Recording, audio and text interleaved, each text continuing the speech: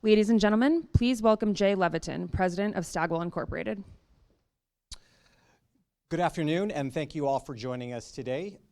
Pleased to welcome many of you here at our global campus. I used to saying virtual, but actually global campus in person here at the World Trade Center. We're pleased that you're here today. Also, we have our live stream going where we have a group of people following along virtually. For those who are on the live stream and for those who are here in person, we do have an agenda for you.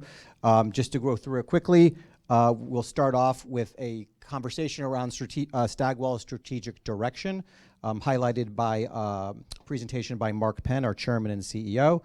And then we will transition to a discussion of our growth engines. 4 of our key company CEOs will be giving discussions and presentations around their companies, followed by our Chief Investment Officer, Jason Reid, and our Chief Financial Officer, Frank Lanuto, to give you a greater sense of the numbers behind our business. And then we have a special presentation and conversation on the future of the consumer economy, led by Jerry Baker from the Wall Street Journal, along with former Treasury Secretary Larry Summers, and also, again, with Mark Penn, our chairman and CEO.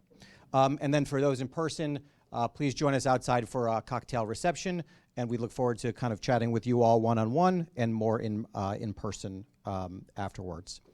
Before we get going, a couple housekeeping items. First, I'd like to remind you that today's event contains forward-looking statements and non-GAAP financial data. Forward-looking statements about the company include those related to earnings guidance, are subject to uncertainties referenced in the document titled Forward-Looking Statements and Non-GAAP Financial Data, posted to the investor section of our website at stagwellglobal.com. You can go there for more information. If you have any questions, most importantly, if you are here in the room, you'll see on your agenda or in the placards next to you, there is a QR code. Please use that to ask questions. And if you are on the live stream, please feel free to chat your questions in the software program. Most importantly, if and when you have questions, please do submit them, but we will be consolidating them for the very end and allowing our presenters to present on without questions, and we will be answering them toward the end of the presentation. So with those notes out of the way, let's get things going. I'm very pleased to introduce a video that talks about the work here at Stagwell Inc. And all of this work is all work that we have done here and the company and all of our agencies. So with that, let me get going on the video, and I'll be right back.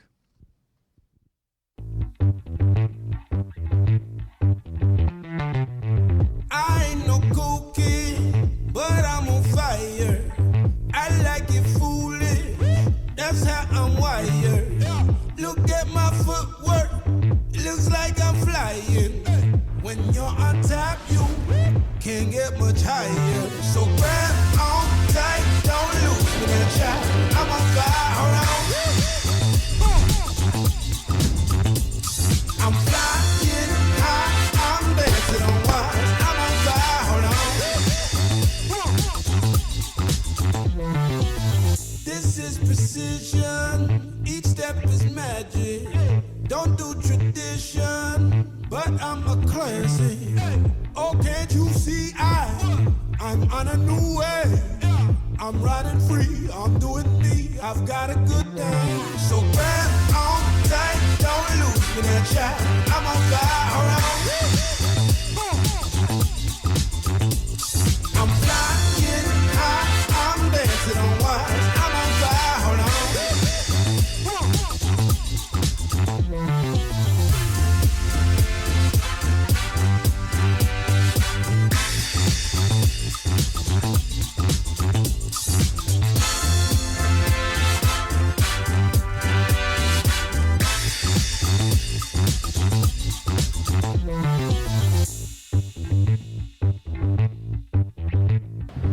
Come on. I'm Doc. Got the subway. A dealer is going to deliver this car to our home. Feels like both of my worlds are clashing together. Who got my back? We got your back. Who got my back? We got your back. So grab on tight, don't lose me that shot. I'm on fire, hold on. I'm flying high, I'm dancing on wires. I'm on fire, hold on. This is precision, each step is magic. Don't do tradition. tradition, but I'm a classy. Oh, can't you see I'm on a new way. I'm riding free, I'm doing me, I've got a good day. So grab on tight, don't lose the shot. I'm on fire, around. I'm flying high, I'm dancing on wires. I'm on fire, hold on.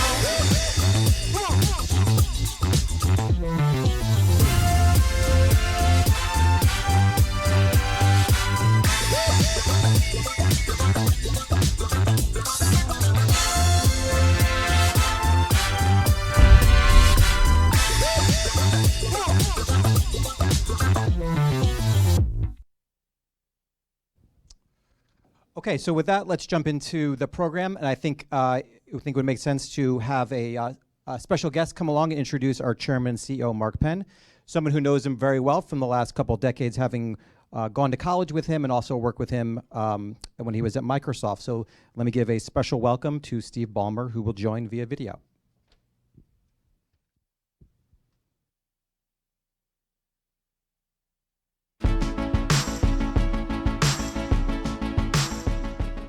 Hi, I'm Steve Ballmer, former CEO of Microsoft, co-founder of the Ballmer Group, and founder of USA Facts. I've known Mark Penn for many, many years. We go back to Harvard, where we passed each other working on the Harvard Crimson newspaper. I got to really know Mark when he helped us at Microsoft. Mark started to do some critical work for us in the 1990s, leading up to working directly for me several years after on path-breaking advertising and other campaigns. Mark is someone whose opinion and judgment I came to value, and I have enjoyed working with Mark over the past 3 decades. 6 years ago, I made an investment with Mark on an idea. The vision was, could he create a company that would use his 45 years of work in the industry and create a new kind of marketing services company? The answer, yes. A lot of people make a lot of promises, but Mark is a guy who gets things done. It's just the kind of person he is. In those 6 years since he started, Staggwell has gone from a blank slate to a $2 billion corporation with over 10,000 people across all of the core marketing disciplines. I believe that Staggwell is the first digital-first marketing company, the company that Mark said he would create when we started. And I believe that Staggwell is really just getting started in terms of what it can accomplish as a global public company. I just want to say that I've been personally incredibly impressed with the ability of Mark and the rest of the leadership team to create Staggwell, and I'm very proud to be their original investor. I'm excited for the future of Staggwell, and I really look forward to hearing what Mark has planned for the next 6 years. Thanks a lot. I love Staggwell.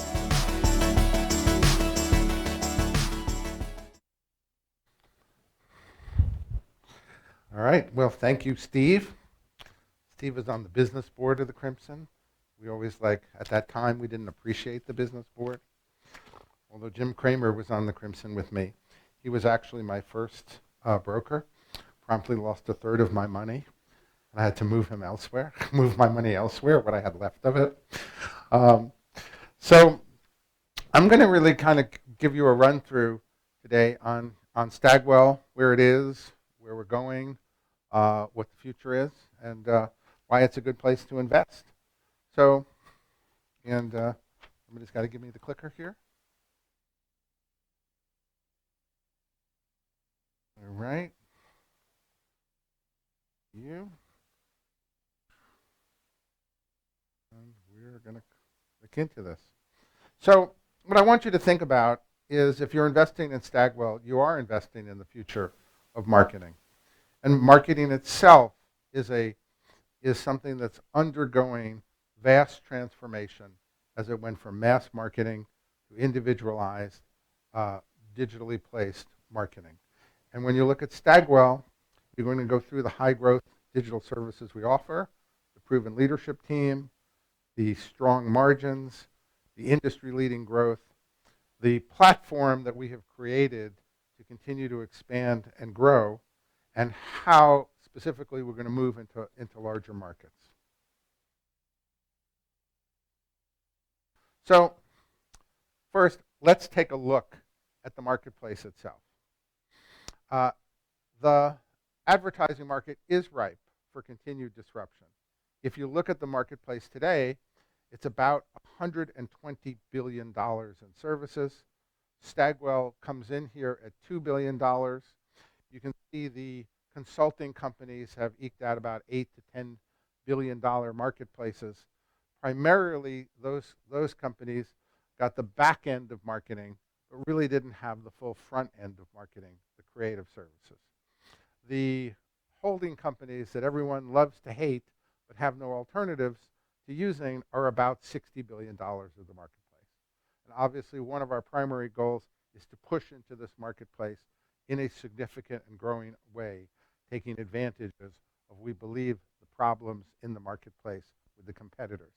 Some are too big and have to slim down. Some are behind the times in technology. Some don't have the creativity that you really need to grow. Let's take a look specifically at the disruption.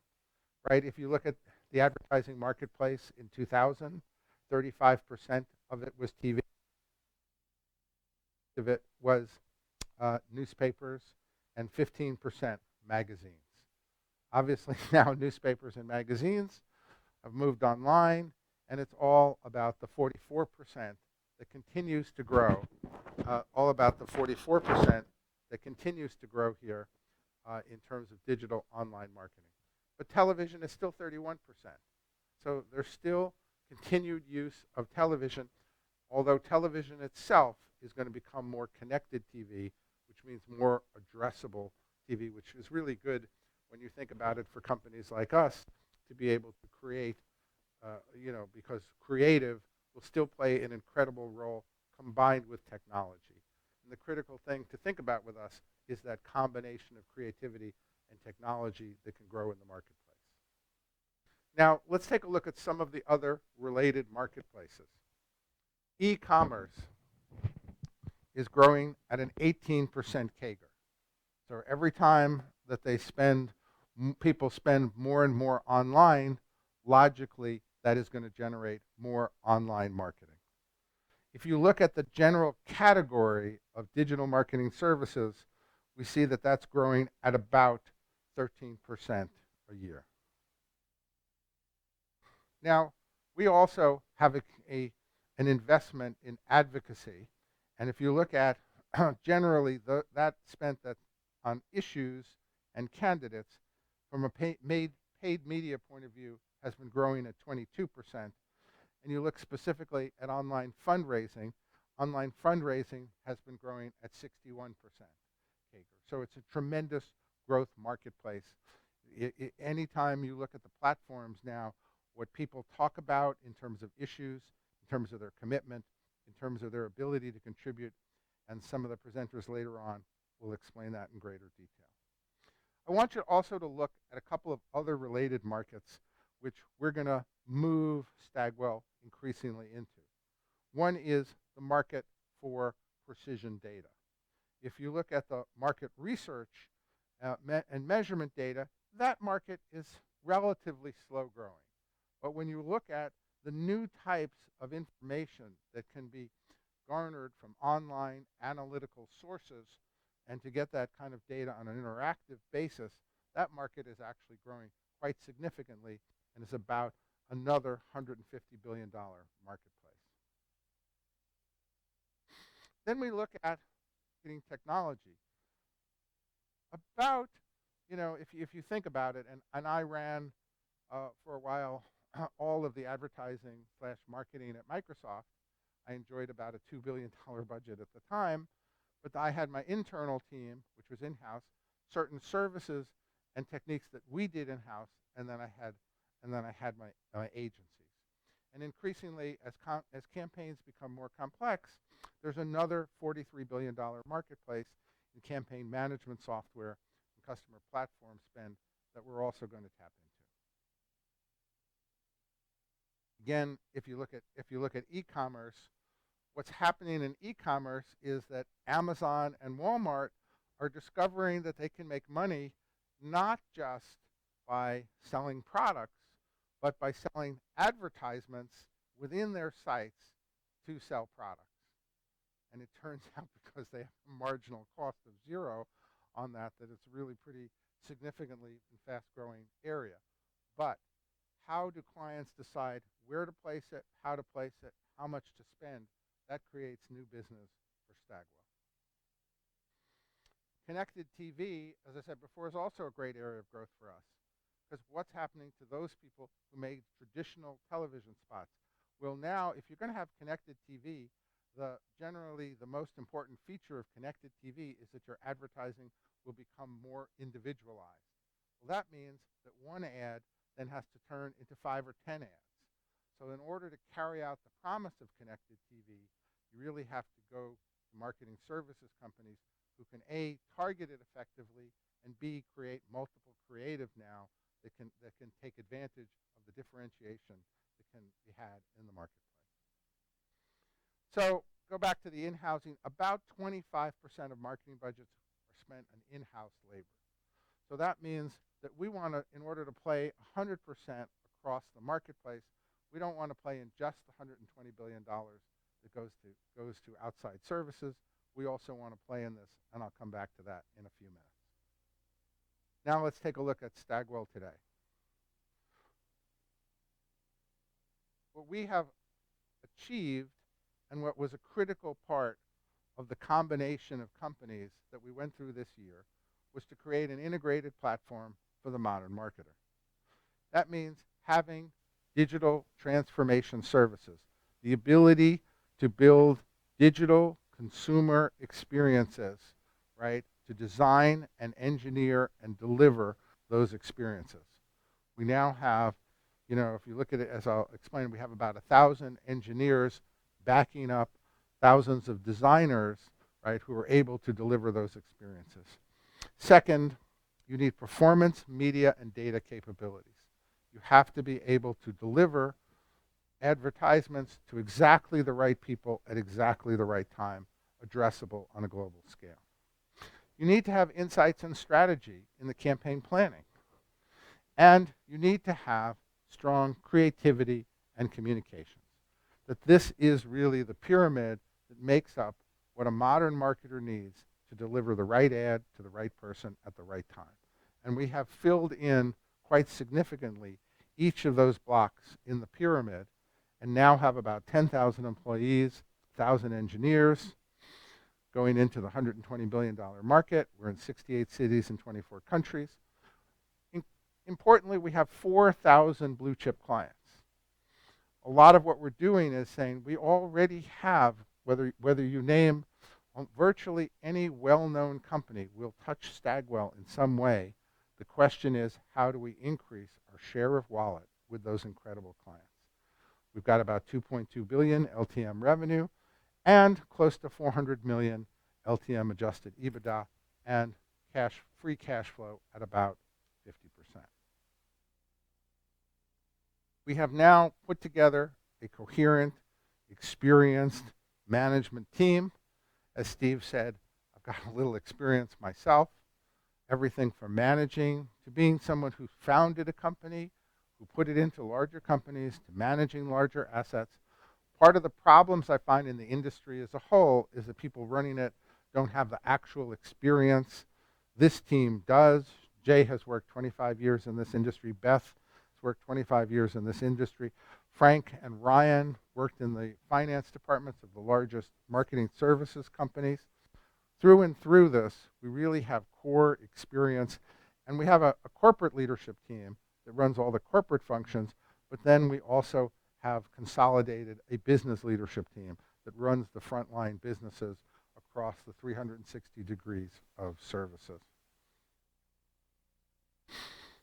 When you look at it, I've taken what would be kind of a large mass here, and when I started was really an archipelago of various companies, and we have collapsed them into networks.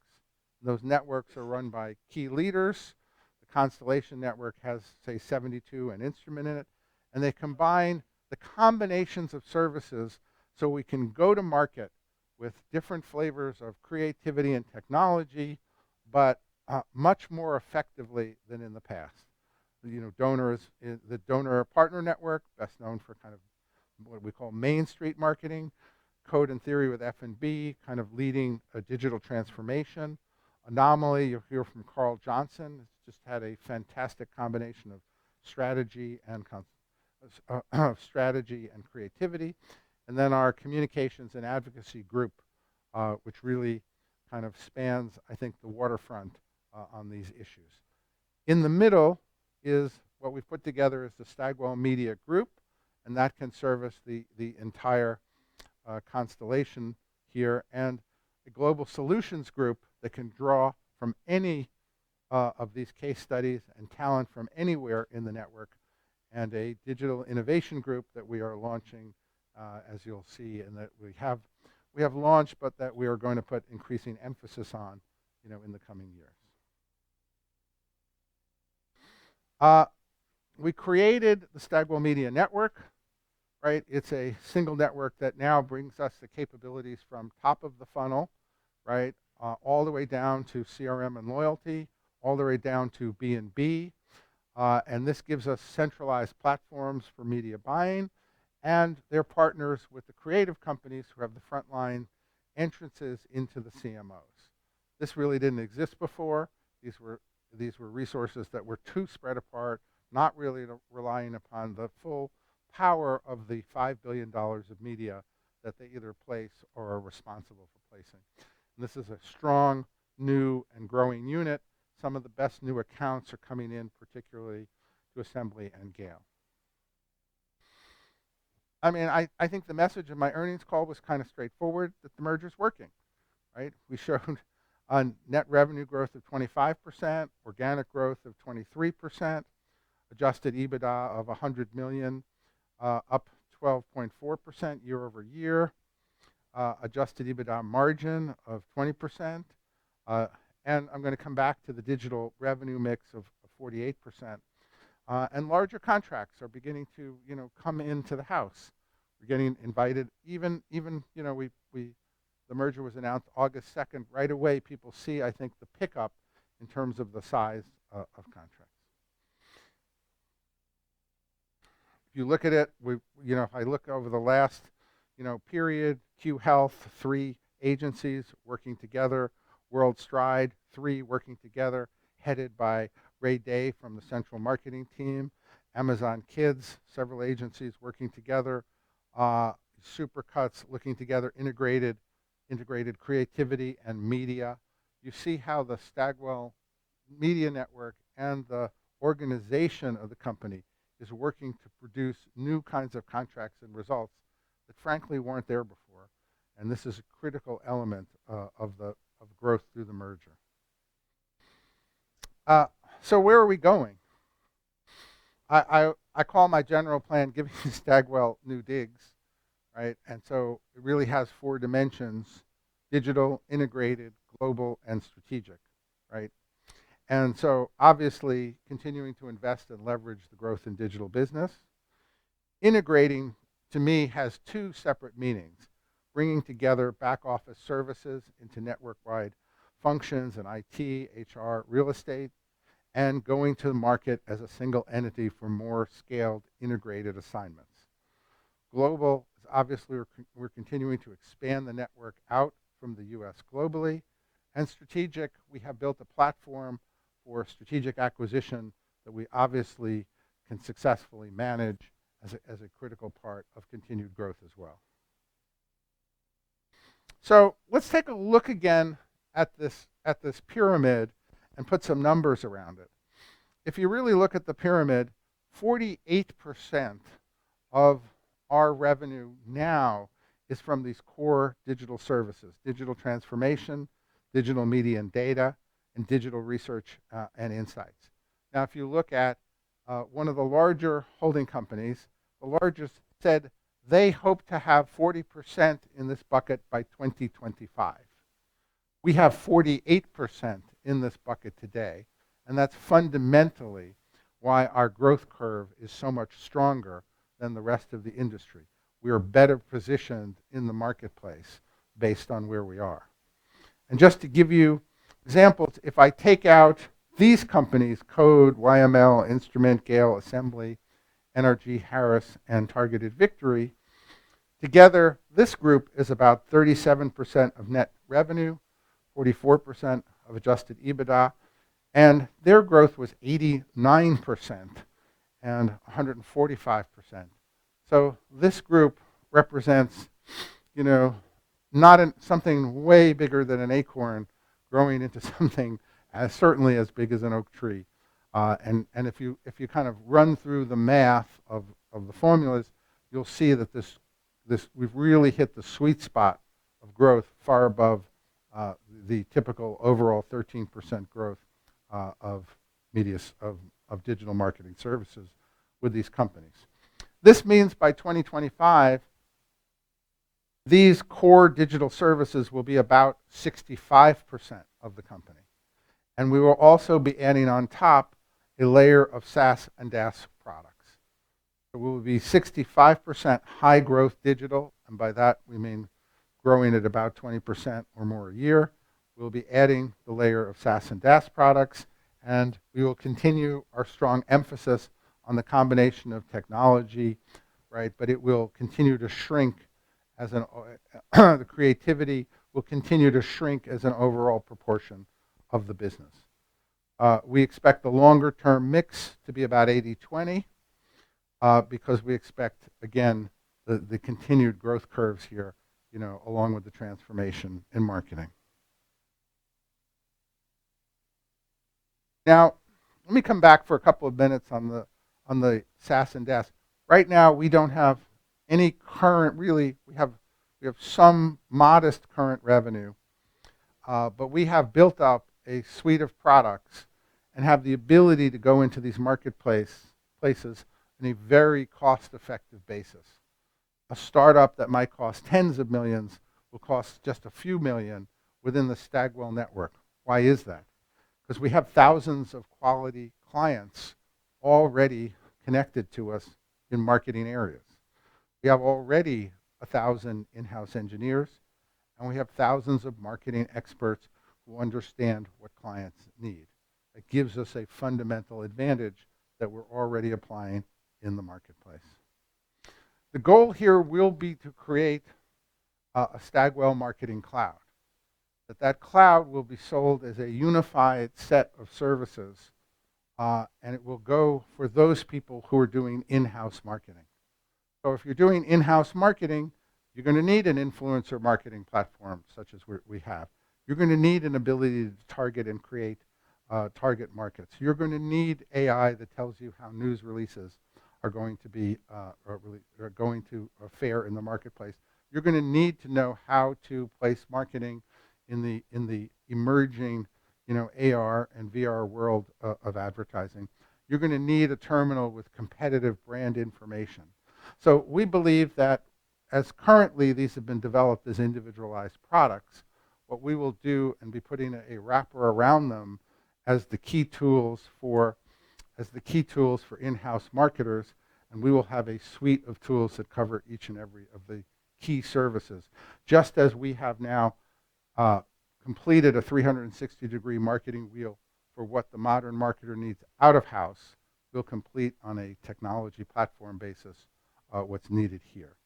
And this, we believe, then opens us up to significant additional TAM, which right now is included only modestly in any of the numbers. I want to just give you an example of Q. This product is kind of nearing completion. It takes our flow of first-party proprietary data that we have coming out of the research, puts it together with client data, and then really designs target marketplaces without having to have cookies. And this is an invaluable platform for creatives, for media targets, for, frankly, both agencies internally using this and clients who are doing in-house work. This is a little video that explains a little bit more about this product.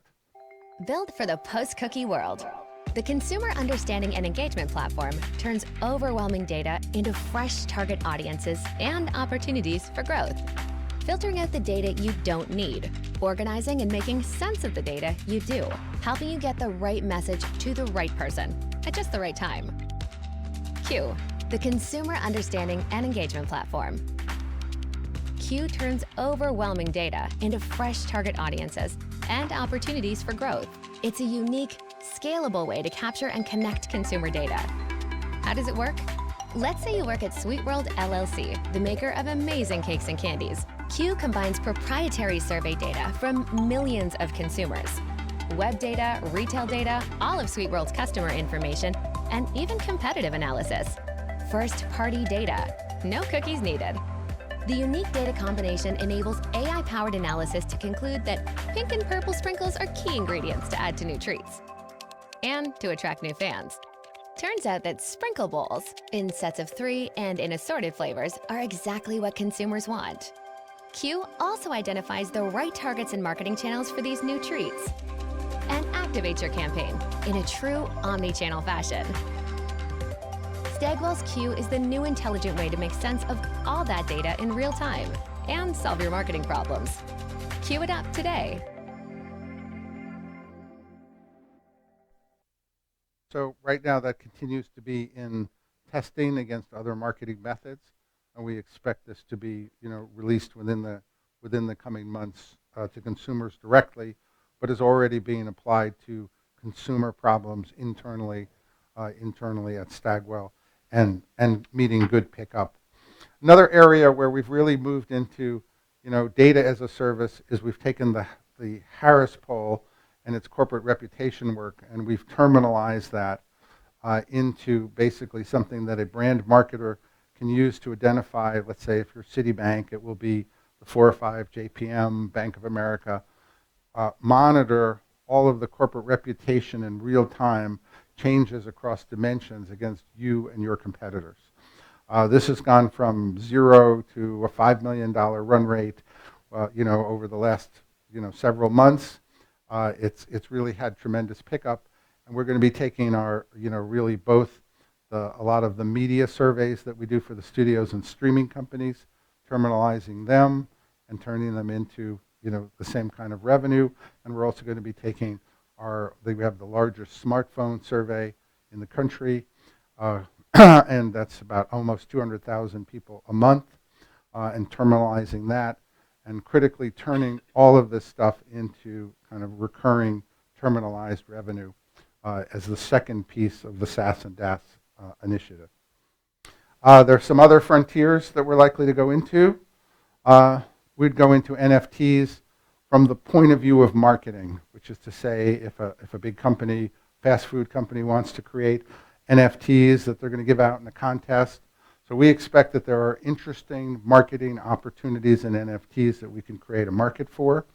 Well, we've already started working on the augmented, reality problem, particularly starting with a relationship with a major baseball team to develop in-stadium or augmented reality experiences where you hold your phone and you see more and more information about the game, the players, and perhaps a few ads at the same time. We'll be looking at a QR advertising marketplace as expansion of that. So, these are examples of areas that it's important to see Stagwell as an evolving and developing company. It is about transforming marketing. It is about catching the changes as they occur. It is about becoming more adaptive to those changes. And that's where we're going to expand the TAM, right, from approximately 120 billion to approximately 300 billion, because we expect to then be open to these marketplaces, particularly the in-house suite, and particularly the marketing data, then puts us in this combination of market spaces. But even without those changes, I think you see the earnings of the last quarter. You see this incredibly significant growth path by having 48% being high growth digital services in our current mix. We're not going to forget about the $30 million of synergies.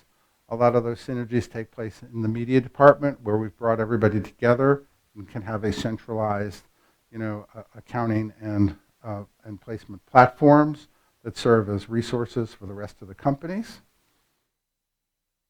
We're also expanding out globally. Remember, we've added an affiliate program because the market was primarily, if you look at Stagwell after the combination, we qualify for just about any marketing service contract in the U.S.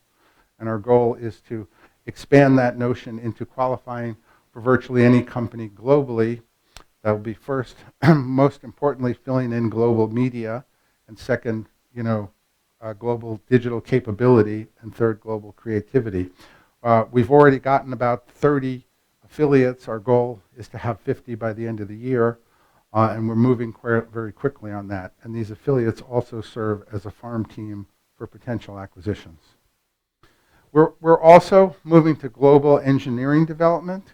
If you look at it even now, we have about 25% of our engineers in the U.S.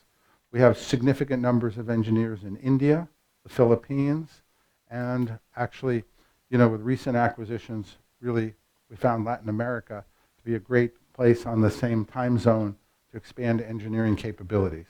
But this will also kind of work as a way to keep costs under control while we expand engineering capabilities to provide digital services. Again, I think there's a plan here to win additional paired media and creative contracts, to compete onto media contracts at scale with our affiliates, continue digital-led fast growth in the Mideast, improve the relationships between the agencies, the creative agencies, and media. What happened here was, for many years, media was split off from creativity. Media and creativity, because of the connected nature of experiences, is coming back together. And we have the nimbleness, I think, in order to make these combined offerings. And I think also Brad's going to talk about the creative media consultancy that he has founded that has particularly hit a sweet spot in the market. I think also Jason Reid is going to talk to you a little bit more that you also have to view what we've built here as a platform for growth. We have shared services. We've been able to make accretive acquisitions at scale. We have an innovation group. We have central marketing and global solutions, and we have an affiliate network. It means that we can take a company whose market space is limited and bring it into a network and see the kind of growth by bringing in more multinational or bigger assignments, bringing them into fixing kind of how they operate, and training them in new methods. And obviously, we wouldn't be here today if we weren't successful at being able to take companies in, understand how they work, and fundamentally improve them. And those scale benefits only increase. We've taken a lot of the incentives, we've also unified them, and enabled people to kind of come together here so that they have an interest now, not just in their own small division, but an interest in their career, their company, their division, and the larger company as a whole. And we've redesigned the incentive system system-wide in order to create that. So finally, when you add up everything I've said, some of the previous charts really estimated annual organic growth at about 5%.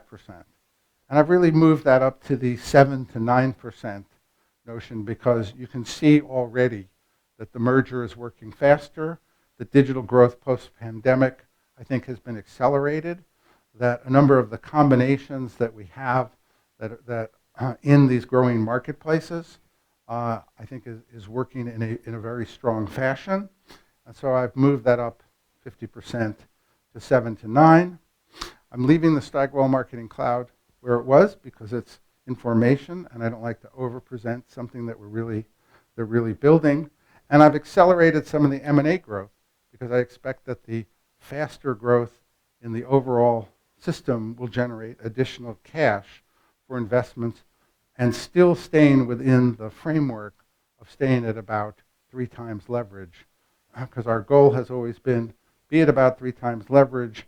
We know here that the cost of money is 4, 5, 6%, and the kinds of returns that we get on our investments are more in the 20 to 40% range. So we believe that we can continue to effectively invest and expand the platform, and that moves the 2025 goal from $3 billion to $3.4 billion, and when you add that up and beyond. So that's the plan. Those are some of the key features. I think you're going to hear from some great people who are on the front lines and are helping manage this. I hope you'll consider these key factors in the future of Stagwell when you think about investing in us. Now let me turn this over to Julia Hammond, who's going to talk to us about managing larger clients successfully. Thanks, Mark. Wow, look at that. Hi, everyone. Thank you for having me here today. I have 10 minutes to talk to you, but I was told that if I do it in 7, I get a cookie. So I'm going to try and go quickly. There's one thing you can take away from our presentation today, right here, right now, is that we have a solid plan to drive growth from the center with larger global client contracts. So, as Mark said, I'm Julia Hammond. I'm the president of the Stagwell Global Solutions Group. And what we do here is we build integrated solutions for large global clients. Before I came to Stagwell, I spent the last 2 years at Deloitte. I sat in the middle of the office of the CMO and spent a lot of time talking with CMOs about the things that they struggle with day in and day out. Complexity inside of their marketing organization, changing consumer behaviors and dynamics, fragmented data, not having clear ownership over technology. And what I saw when I was sitting in that chair was a massive opportunity for a single solution, a single partner to come in and actually solve those problems. On average, a Fortune 500 CMO works with 6 different agency partners day in and day out. They spend more time managing agencies than driving business. That's a huge problem. So what we want to do is actually get in there, partner with these CMOs and offer single-minded, simple solutions that solve some of these more complex problems. And if we do our jobs right, we're going to convert a lot more business winning with these collaborative models, bringing our agencies together and solving, not selling. So I'm going to break this down a little bit further. Our only focus on our team is to increase the average relationship size of our clients. Let me drill into this a bit more. Mark mentioned we work with blue chip clients. We absolutely do. We have an incredible stable of clients that we work with. But you'll see here from the numbers, 94% of them spend less than $5 million with us. But 6% of these clients, they deliver, 43% of our total revenue? So our average relationship size with clients is about $1.4 million. But if we can get that average up closer to $3 million, by making 1 + 1 = 3, we can become a $5 billion company. So how are we going to do that? I've got 2-pronged approach to making this happen. Number 1, we're going to win larger net new contracts. So contract values adding above $10 million. The second thing we're going to do is we're going to expand with these existing clients that we have.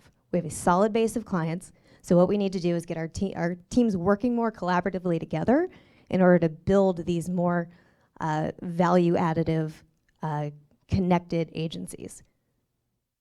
So if we fix the mix and we get our composition of client partners to look closer like this, then that's how we get to hit our $5 billion goal. Okay, I'm going to spend a little bit more time on this slide here. So on average, year over year, we see about 10 to 15 of these larger opportunities above 25 million going into review. When we see these opportunities go into review, they're typically triggered by a couple of things. Big executive shakeup, M&A, sometimes business decline, and they need to see a quick turnaround by making a big change.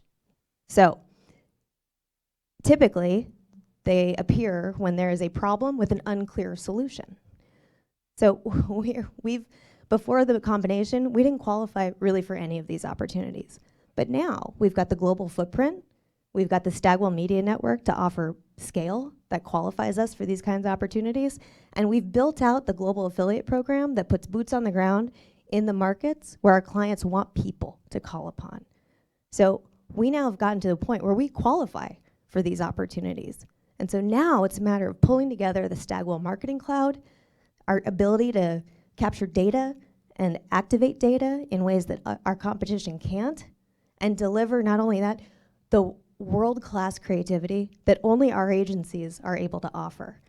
It's a compelling point of difference where we have creativity and accountability working together with the client partners that deliver business driving and brand impact across the board. This is a very unique place for us to play, and what we've seen already just by going to market with this model is a significant amount of momentum, the wind at our back that's going to make us successful. I need to take a breath. Whew, I'm really trying to go fast. Okay, so that's number one. Number two, we're going to expand with our existing clients. So our top 10 client partners, they work with an average of 8 Stagwell agencies. So we know that with incremental partnerships, incremental capabilities, incremental markets is a key way for us to continue with organic growth. We've built this central leadership team inside that's connected to specific clients. We've hired ex-consulting partners, ex-clients, ex-tech people that can come in and actually empathize with what's going on inside of our client partners' companies, right? We're able to pull together these people to leverage our Stagwell Marketing Cloud to identify and pinpoint the real problems that our clients are dealing with so we can pull together the right solution with the right time, at the right time for the right partner. What we're talking about is really fishing in a bigger pond. We work with 79 of the top 100 marketers. Mark mentioned the blue chip clients, right? 79 of the top 100 marketers. They control $300 billion of marketing spend. But right now, only 51 spend less than $5 million with us. If we focus on that 51, those partners with potential, we really believe we can make a significant impact to organic growth inside of our business. And if we do it right, we'll be able to transform the way our marketing services companies come together with a more collaborative and more value-added way that's going to make us not just transactional partners doing project after project, but scaled and sustainable partners with year-over-year revenue. So I think I've earned my cookie, yes. And what I get to do now is introduce you to 2 of those world-class partners via video, Anomaly and Forsman Bodenfors. Welcome to Anomaly. We've been pretty successful, and the reasons are actually pretty clear. Our name, Anomaly, is the very idea behind the company. Staying true to that name and continuing to evolve, to differentiate and to lead is what has built the strength of our brand and the strength of our business. And that business is 11x over the last 11 years. We have 750 staff across 6 offices, all organic growth from the ground up, and with a superb blue chip client list. The question is, why has it been so successful? What is the secret? Well, Anomaly is not defined, like so many other agencies, by its output. Do not take my word for it. Have a look at the work. We designed this physical product and this one, and we did the innovation strategy, design, and the marketing for Miele. We won the Super Bowl 3 years in a row with puppies and Clydesdales, and we let this guy loose on the world. And we loved sports repeatedly. We even sent 15 people to Moscow for the World Cup. We launched this music video. and we launched this documentary at the Toronto Film Festival. So what do you call an agency that can do all that? An anomaly, of course. But it's that idea, that level of ambition, all wrapped up in a powerhouse brand. That's the secret.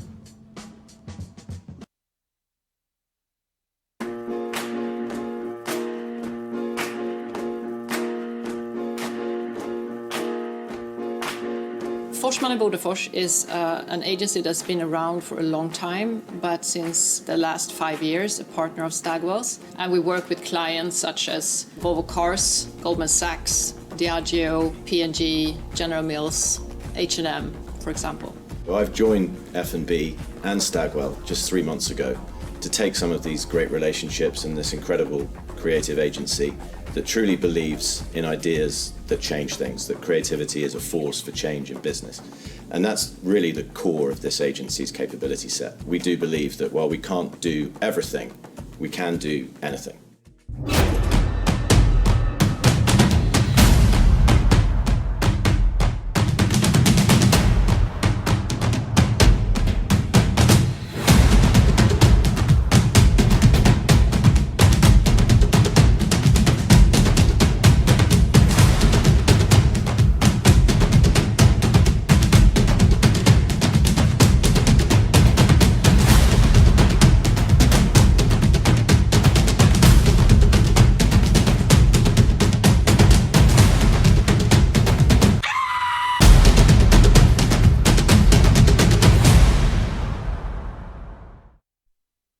Okay, we're going to transition into the second agenda item, which is our growth engines.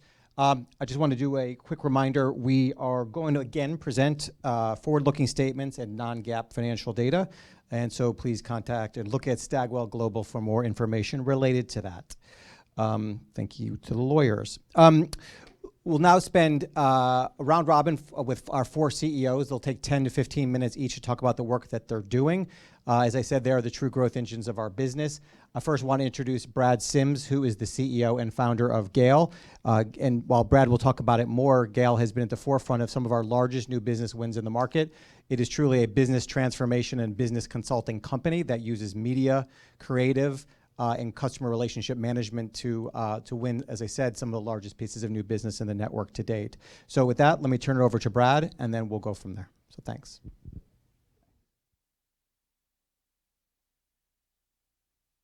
Batting leadoff here for the in-person CEOs. I appreciate that. So my name is Brad. As Jay said, I am the CEO of GALE Partners, one of the founders. I'm also the head of strategy and product development at Stagwell Media Networks.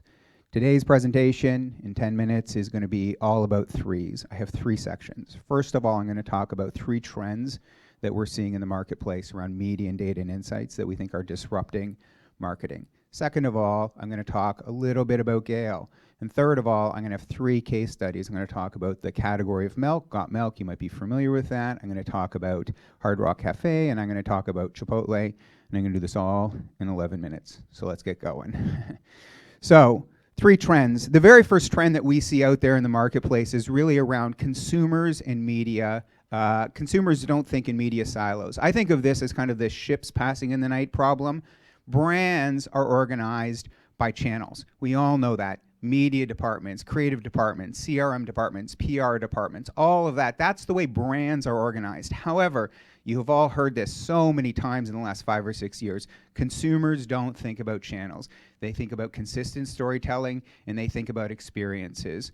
Well, the first trend is kind of how do you close that gap? Mark spoke about it, which is really bringing integrated agencies and technology to bridge that divide. There's no way that brands are going to change how they're organized, but there is no way consumers are going to change what they expect.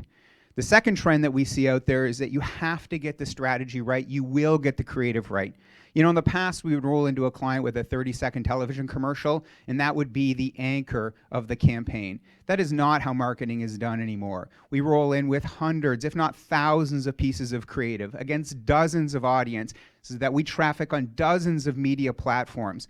What that means is it's all about the optimization inches. Creative and audience stories are won by continually optimizing what is in market, which means you have to have the strategy right. It's not something we back into. We've really flipped that equation.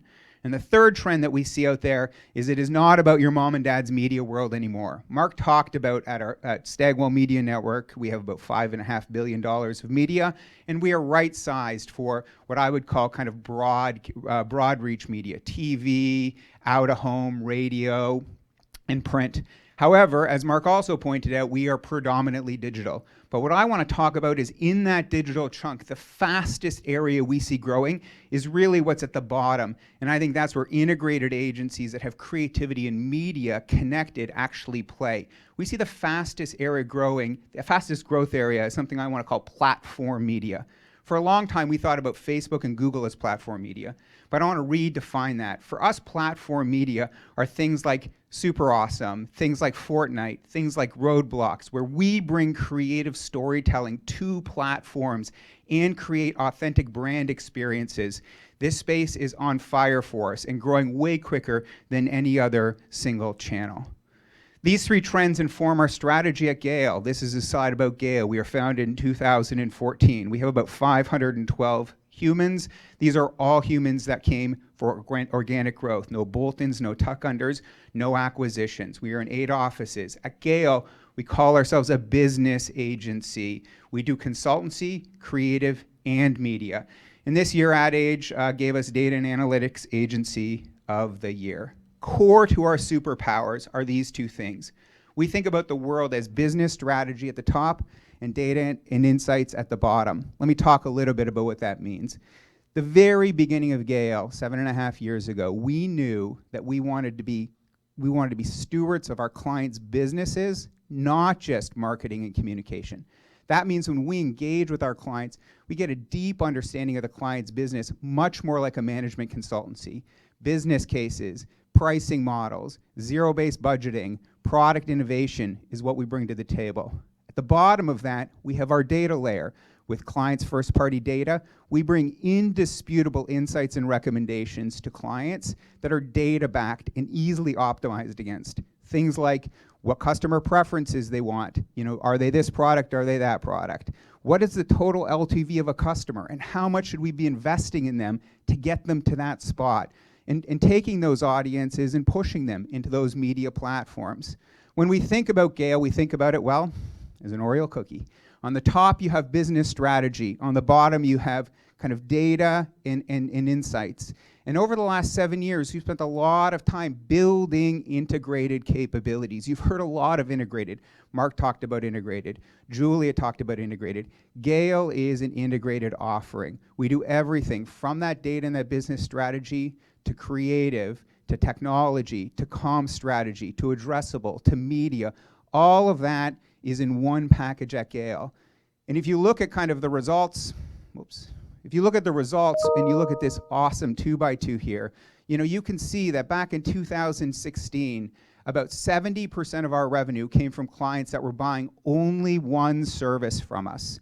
But if you look as we end to close 2020, over 40% of our revenue is coming from clients that are buying 5+ services. That's 166% growth over last year. And we have 50% growth on clients that are buying 4 services. Clients are looking for integrated options. You know, Julia mentioned that CMOs are busy managing 6, 7, 8, 9 agencies. Their whole day is managing agencies. CMOs want to be driving growth, which means they want to be working with fewer partners that have higher impact. The Drum, which is an industry periodical, quoted me a couple weeks ago where I said integration will be a watchword for agencies in the coming months. Let's look at 3 quick case studies. There we go. At the beginning of the year, Milk-Pep brought GALE on to kind of transform the milk category. So this is not an individual brand. The category is about 22 years outside of the pandemic of decline. The category is not growing. And the reason the category is not growing is because when folks think about milk, they think about chocolate chip cookies and cereal, and they think about calcium and bones and your teeth. And frankly, none of those messages resonate with consumers today. So the very first thing we did at GALE is we're providing all those services in the bottom left to Milk-Pep as their sole agency is we reset the strategy. milk is actually a hidden gem. It is a performance beverage. It is the most hydrating beverage. It boosts immunity. As a teen and tween, it ensures you get to your maximum height. It is awesome for getting ready in the morning and recovering at the end of the day. We are moving milk as a category away from put the chocolate chip into the cookies and into the performance area. It's the thing you should drink in the morning to get your day going, to get ready. It is the thing you should drink at the end to recover. This is some awesome work we're doing with the NFL. We started the year with some Olympic athletes. And the next piece of creative, this is Terry McLaughlin. We tried to break a world record here by having him catch the longest pass ever, and we were short by like 7 yards. Very specific. They're very specific when you go for those world records. But we love this piece right here. Derrick Henry, who is an absolute machine, launched this social piece on his feed 2 weeks ago on a Friday afternoon. And by a Saturday afternoon, we had 1.6 million organic shares. No paid media. This is modern media. This is transforming a category. We're also doing some stuff with Juju, but I'll keep going. Hard Rock Cafe. Hard Rock Cafe is an unbelievable global brand with 50 locations. When you think about Hard Rock, you think about this, the traditional cafe. But what you really should be thinking about Hard Rock is this. In between the cafe and these luxury resorts are concert venues and casinos and hotels. But the thing Hard Rock has never had is one consistent global loyalty program and customer relationship management program. About a year and a half ago, we started working with Hard Rock where we defined that business case for Hard Rock, including what the tiers should be, the redemption reward scheme. We created the brand of the program, all the marketing of the program. We did the tech dev on the app. We integrated with the CRM and the offer management system, and this all runs on GALE's data platform. We have over 50 people working at Hard Rock. This is integrated, different than Milk is integrated. And I'm gonna stop talking and show you a quick video about our work at Chipotle, which is also integrated. At Chipotle, people get exactly what they want. Chicken, some salsa, a bit of guacamole, a little less rice, a few more beans, or lots of cheese. GALE's challenge was to scale addressable marketing for the world's most personalized menu, to make our millions of rewards members feel known and valued, to make each piece of communication feel as real as Chipotle's food, but as unique as their order. The process began by analyzing transaction histories with Alchemy, our customer data platform. We built a detailed view of each rewards member, favorite order, local restaurant, and even if they preferred their burrito with guacamole, queso, sour cream, or all of the above. We're not here to judge. In parallel, we designed a flexible creative system, a huge library of stories, offers, and imagery that could snap together to reflect the needs of each communication.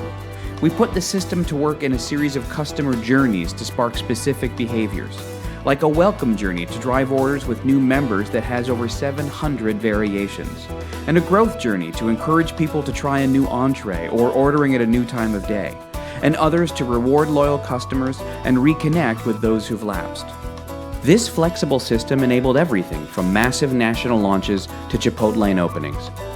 It helped us tell stories about young farmers, environmental impact, and most recently, it helped us react instantly to a changing world with messages about food safety, digital ordering, and contactless delivery.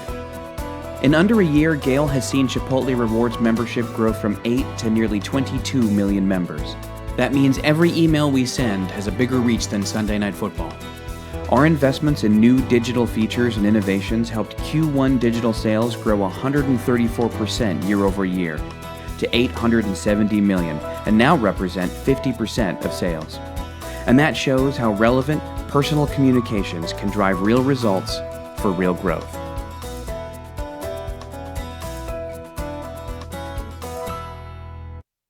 So if there's one thing I want you to take away from this 10 minutes, it's that integrated is the future. Whether it's integrated with GALE, whether it's integrated across Stagwell with our other agencies, brands are moving to a single account strategy and data insights layer to drive their business. And with that, I'll pass it back over to Jay. Thank you very much. Thank you, Brad. I think obviously Brad is clearly an expert on digital media. And then I think at this point, We'll switch from digital media and customer relationship management to digital transformation. I was asked to remind you that the QR code is for questions in front of you, and also for those in the live stream, please chat your questions in. We are gathering as we speak. So let me turn it over to Dan Gardner, the CEO of Code and Theory, who joined us Stagwell in late 2015, early 2016, and has been along with us on this journey since the beginning. Code and Theory is our largest and probably our premier digital transformation company with over 1,000 people around the world. And then, as Mark referenced, one of our largest engineering forces globally as well. So let me turn it over to Dan. Thank you, Jay. So I'm Dan Gardner. I'm the CEO and founder of Code and Theory. And the thing I really want to start with is we are a company of change. That's what we do. We're hired because we're change agents on behalf of our clients. And one thing that is thrown around a lot is this word digital transformation. It's become almost a buzzword in the industry. It's applied to almost anything that just sounds digital. But for us, it's at the core of that change, and the meaning of what digital transformation is both important to us and our clients, and really talks about what we do as an agency. So I'm just going to quickly say the definition that is meaningful to us, which is digital transformation is a digital-first strategy that is user behavior focused, technology-driven, and data-enabled in order to set, meet, and exceed endlessly shifting expectations for short-term impact and long-term change. Now that's a lot, but this is basically what's happening here. There's seismic shifts happening within technology and the capabilities that clients need to succeed in today's business environment. That is just forcing the changes that we see day in, day out.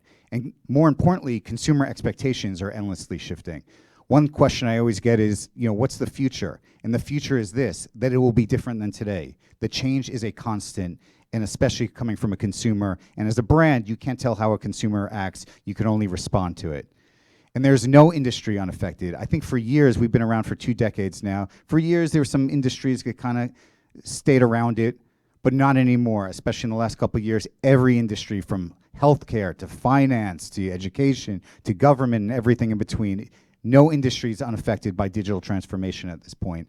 And if I'm going to go down one level deeper, you actually see in a very tangible way, from brick and mortar to e-commerce, or distributed retail to D2C, or ATMs to virtual banking, or bundled content even to over-the-top subscriptions, call centers to digital services, or even recently in the last year or two, office workers to remote and gig workers. This list can go on and on and on, and the backbone to everything is digital transformation. That is what powers all this change within business. So as Brad just discussed, as Mark talks about, integration and putting these things together is imperative. And our belief at Code and Theory is a brand is the sum of all those interactions. So moving from those isolated interactions that you see organizations are typically organized as to synchronized systems. It's doing away with the one-off projects or the one-off moments in time. It's about how can you thread everything together. And more specifically, we believe in this core principle that digital should be the strategy, not a tactic. And oftentimes when we see digital transformation used, it's used as a tactic. It's said, oh, let's just apply this to a reprioritization of a media channel, and that is too simple. Or going e-commerce, and that's a gross oversimplification of what digital transformation is. It is the strategy. It is the changing of what the products and services a business has to offer and how that's meaningful for consumers. It is connecting end-to-end journeys, first touch to forever touch within media channels. It is putting a technology infrastructure backbone to help organizations scale and use data at the center to be more actionable and quick. And lastly, if you do all those three things, it's naturally changing roles, talent, and governance within organizations. All of those things together are what digital transformation is needed. So when I talk about Code and Theory, it's all through those lenses of what digital transformation is. We describe ourselves as a digital-first creative agency. And the reason why we say creative is creativity to us isn't just topical, fun stuff. It's actually a discipline of solving problems. And the problems we are facing are transforming these businesses. And we have 3 very specific things that is different about us. First, born digital. We've been doing this for 2 decades. Digital first is something that's thrown around a lot. We are at the intersection of creativity and technology. Our name even says that, Code and Theory, creativity and technology. That's how we look to solve problems. All our people wake up every morning and that's how they think of it. They don't think about just a marketing challenge or a TV spot. They think about digital as a strategy to solve those problems. Second, we are in the business of building capabilities for our clients. What do I mean by that? These aren't one-off projects they come to us. It's high value, high change within the organization. When we're done with our projects, the business itself has a capability that they didn't have before. They're able to do something that they weren't able to do before. It's not just messaging, it's not just marketing, it's not just cultural moments of time. This is capability building. And lastly, as I discussed, we approach digital truly as strategy, not just as a tactic, and we walk that walk. We're now over 1,000 people across a network of core code and theory with some assets around us, Rhythm being a CRM and digital production company, MediaCurrent being one of the leading, Drupal, which is an enterprise CMS platform, TrueLogic, which was an acquisition we did last year, which is our nearshore technology, Code and Theory Health, which is a specified healthcare practice for digital transformation within the health space, and Kettle, which is e-commerce and digital content production. So together across multiple geographies, this is the network that we now scale across of. We've been highly recognized across our peers, humbly and fortunately. We've been Agency A-list. We've been Digiday's Creative Agency of the Year. We're one of the most recognized companies from Webbies over the last 2 decades. We've been identified as one of the most innovative companies in Fast Company, and the list can go on and on. And our growth has really shown, especially in this last year. We're up over 50%, I should also say, for legal. This is our 2021 forecast numbers, but we should be up over 50%, both top line and EBITDA growth. High margins talks to the high value of work that we do. We've been able to increase over 40% our headcount, even in a talent-restricted market. And we have recently had some incredible wins from Henry Schein to Goldman Sachs and TikTok, Con Ed, and Kaplan, which is education. We've actually been identified on R3 Worldwide, which is a trade publication that rates new business wins. The last 4 months this year, consecutively, we've been ranked #1 in new business wins. And here's how we deliver our services. So data, analytics, research, and testing, which we cleverly call DART, which is at the center of everything we do. You cannot be a digital-first company without having data, deep-rooted insights, technology, data scientists to inform everything around that. Business and organizational consulting. As I mentioned, the cascading effect on what happens within a business when going through this digital transformation is imperative to get right. The roles, the talent, the governance. Transformational technology. Over half of our 1,000 people are actually technologists. So as the name Code and Theory suggests, unlike other creative agencies, we double down in technology and make sure it's a real strong force in the services we deliver. Integrated marketing, this really is about the communication downstream, first touch, way we communicate, right message, right time, right device. And products, platforms, and services, which talks about the infrastructure that we put in place that are the owned platforms to create a deeper and meaningful, more engagement. Our clients are diverse across all industries, from CPG to financial services to government to consumer brands to sports. I'm going to go into a couple of these in a second. One logo I'll highlight on here is the Washington football team. We were behind the rebranding and the renaming of the Washington football team. And the reason I call that out, because why would a rebrand go to a digital-first agency to do that? Because the reason is very simple. As a first sports franchise to do an equitable and inclusive team brand, it was important to have deep-rooted insights and do a digital both research approach to understanding how, and this resonates with different consumers, but when it manifests itself into digital expressions, most people, even though it's on the field, engage with their brands and sports brands in a digital-first way. Here are a couple examples. Amazon is a recent win this year. We were awarded Amazon Ads AOR. Amazon Ads, for those who don't know, is actually one of the leading advertising platforms in the world. We did their first hero campaign, as well as year-to-date over 20,000 assets, experiential, out-of-home, and everything in between. Con Ed, we have a similar agency of record relationship where we're helping them on their journey to be a sustainable energy company.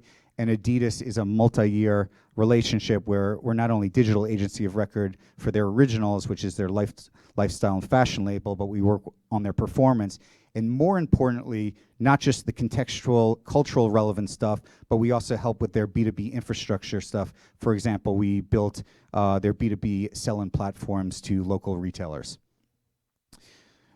Media and publishing, this is an area that we are pretty dominant on. I think we have a stat of over 150 media newsrooms we've been in over the last decade. We've really pushed innovation across the media and publishing perspective. Here's a couple examples. Eurosport, where we help work on their international sports packages. WWE, when they were going over the top. BBC, we've been working for years thinking about how they tell stories in an innovative way, how they do mobile video first as an organization, or The Scene, which is a brand we launched for Condé Nast. We've worked with Condé Nast on several titles, including Vogue and others, but it's an aggregated video platform. But we've worked across the chasm of everything from Hearst magazine to Guardian to Bustle News Group, which we've been doing recently. But one I really want to specifically zoom in on is the CNN data visualization ecosystem, because this is a great example of true transformation. We started this project about 5 years ago.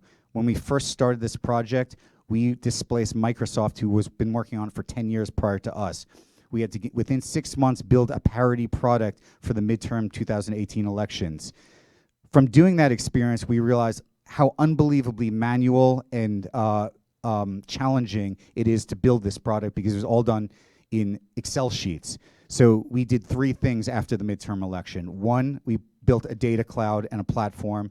2, we built producer tools, so not only for the data magic wall that John King went on, but across all their channels, producers can create data stories and be differentiated as a data storytelling. And 3, build out the experience that culminated in the 2020 election.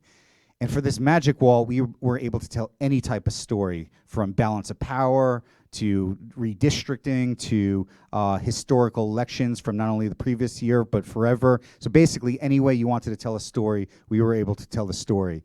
And this was, when John King did this in the election, we were up for 400 plus hours without a glitch. Some of our broadcast competitors went down.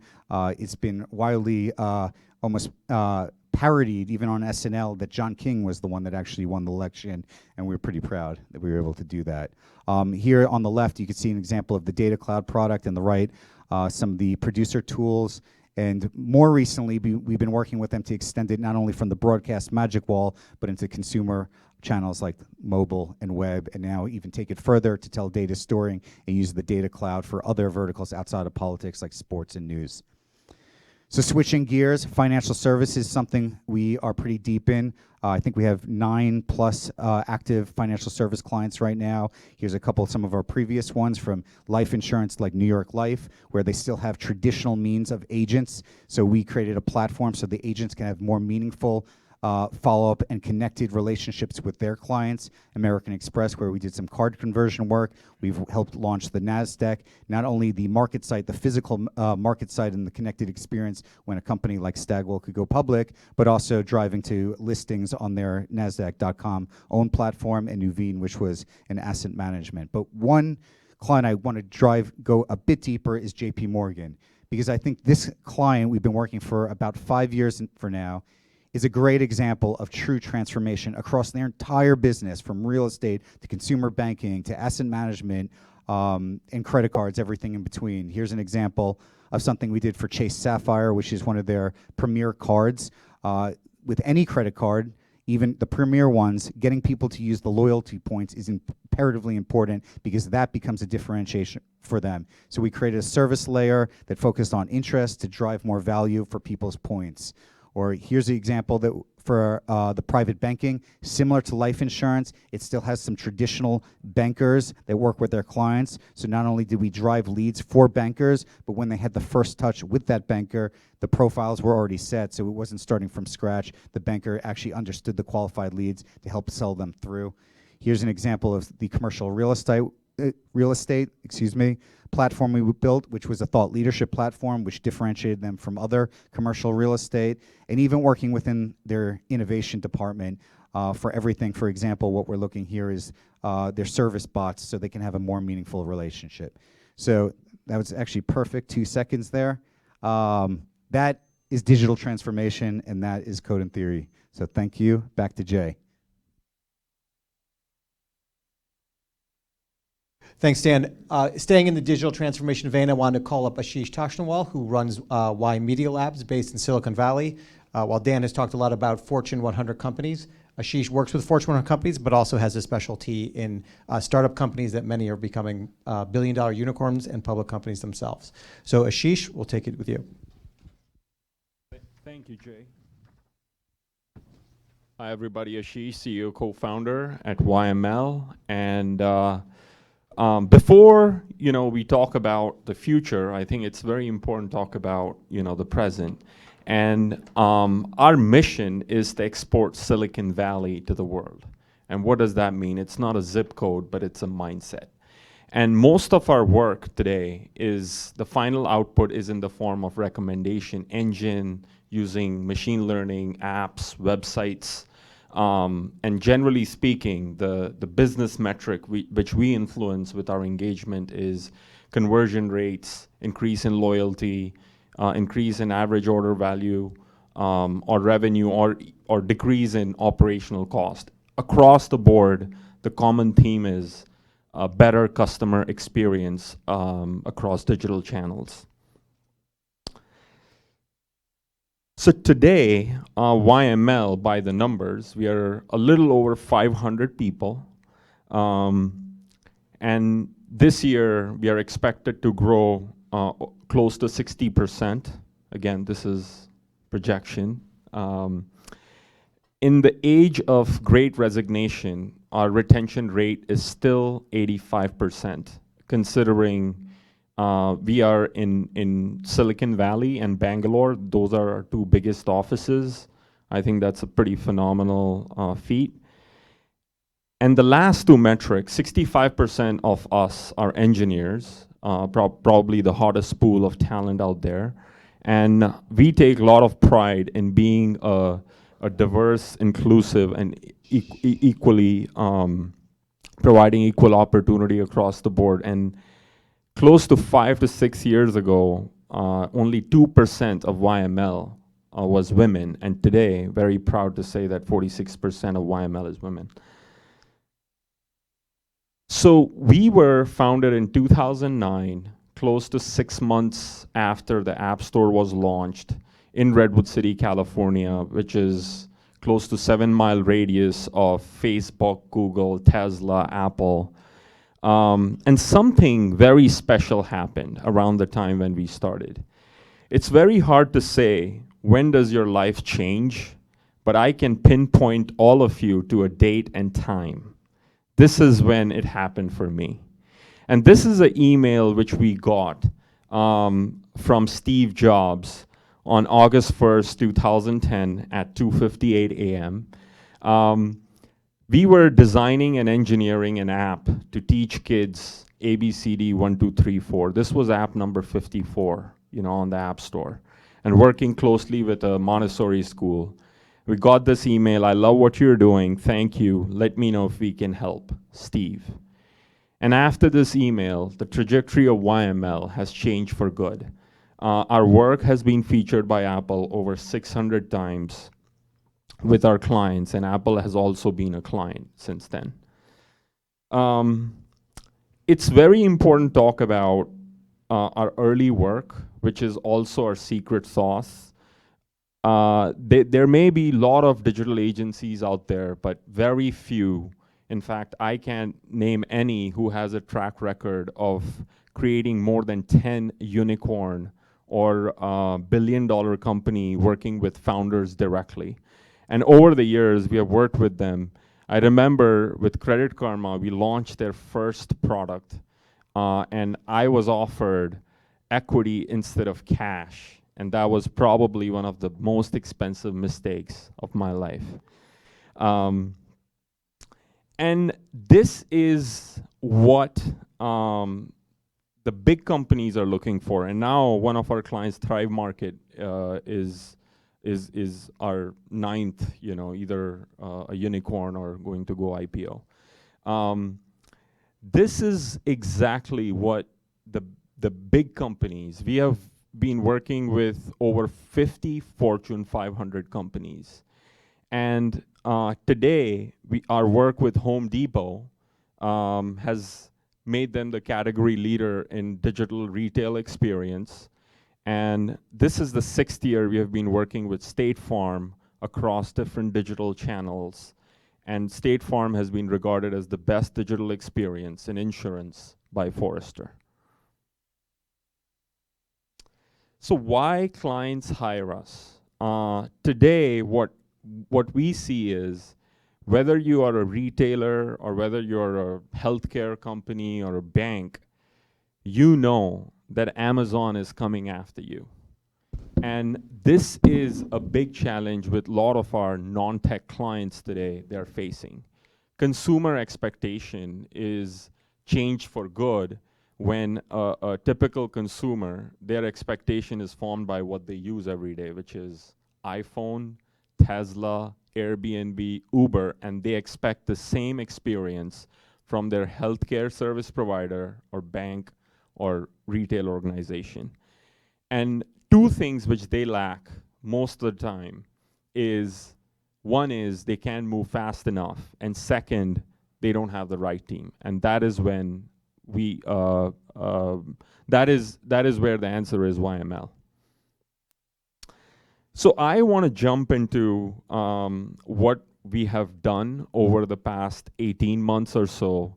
In fact, we have powered a lot of the pandemic trends, which you may have experienced. For instance, grocery shopping was never a mainstream thing on digital. However, over the pandemic, it has gone mainstream. We partnered very closely with Albertson to launch their unified app, which is combining, loyalty, clipping on deals. You can order grocery. It will be delivered to your doorstep. In fact, launching their Fresh Pass program, which is a membership program. Once you sign up for it, you don't have to pay any delivery fees. And this is a very big part of Albertson's, omni-channel strategy, which is again a big part of their growth. This has driven, again, their digital sales have been up close to 250% over the past two years. And they are also trying to drive loyalty and Fresh Pass adoption through this. The next one is our work with Kaiser. Extremely proud of what we have achieved here. Kaiser serves close to 13 million customers across the country. And we worked with them closely on designing and engineering this product. It is an app. Also worked on their website. And Kaiser rolled out very effectively their vaccination program. In fact, one of the things which we are very proud of launching is the virtual on-demand hospital visit, no matter where you are in the country.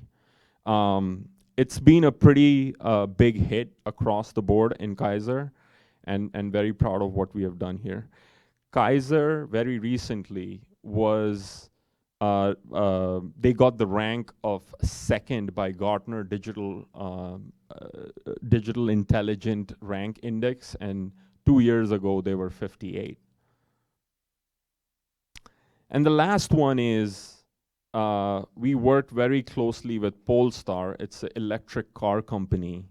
And another trend which we are experiencing is, gone are the days when people go to a car dealership and then make up their mind, which car they want to buy. They want to experience the car at home, all the features and functionality, and they expect the car to be show up at their doorstep. And that's what we are doing with Polestar right now. If you want to order a Polestar for trial, you can go online and, within seconds, you will be scheduled for a trial with the car. This is probably one of the most favorite slides for Frank, our CFO. We have delivered close to 59% growth, and this is across 2 years, so that it doesn't show any 1 year pandemic bump. Last year was a big year for us. This year is turning out to be a pretty solid year as well.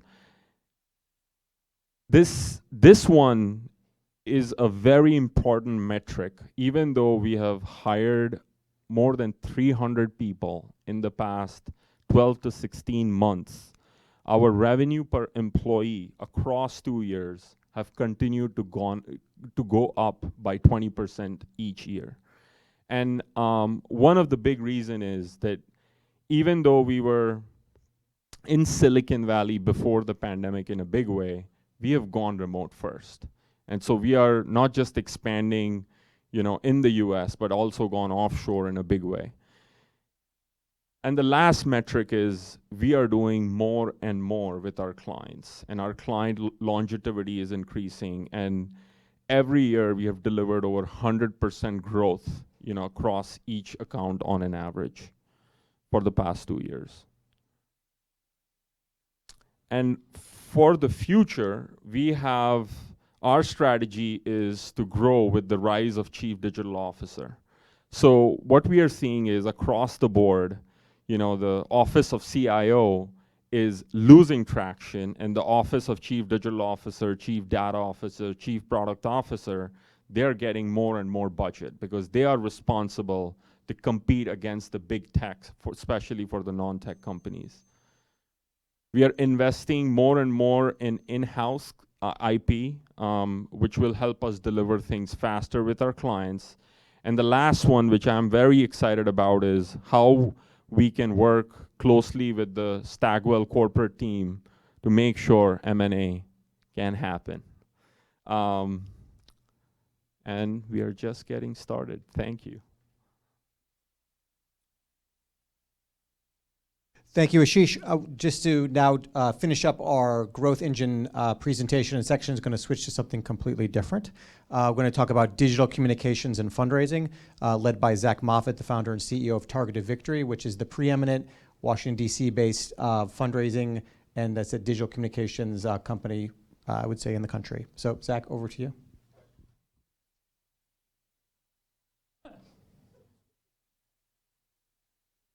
Thanks.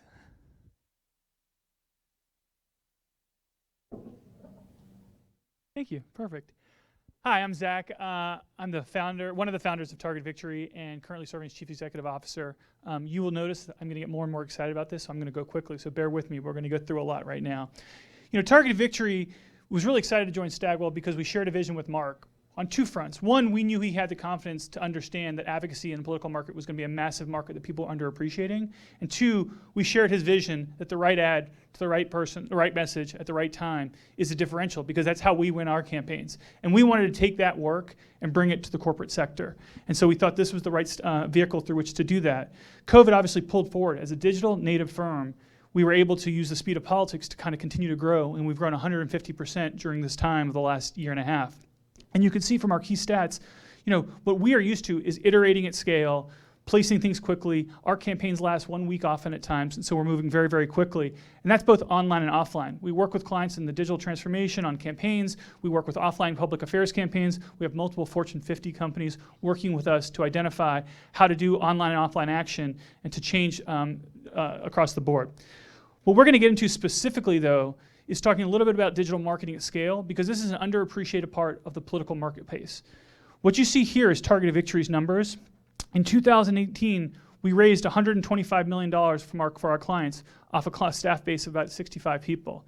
Fast forward to today, we'll have over 300 staff this year, and we'll raise close to $1.2 billion. And so we're an end-to-end service on that. We're writing the content, we're helping them with execution.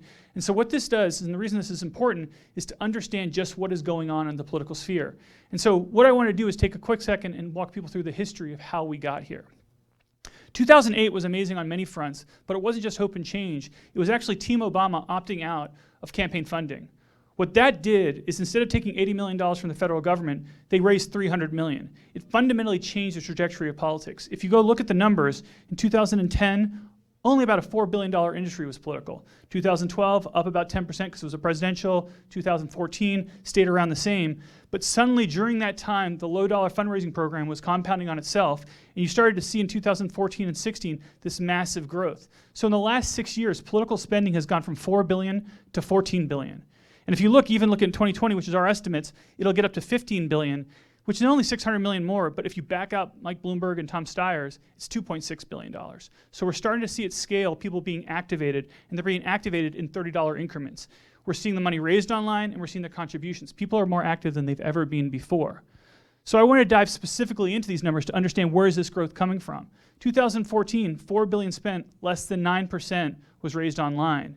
2020, we're at $14 billion, with almost half coming in online.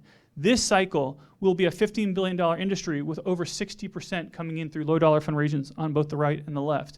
And that's a massive opportunity because it means people are being activated at scale and all the technology necessary for that to be successful is being implemented across the board.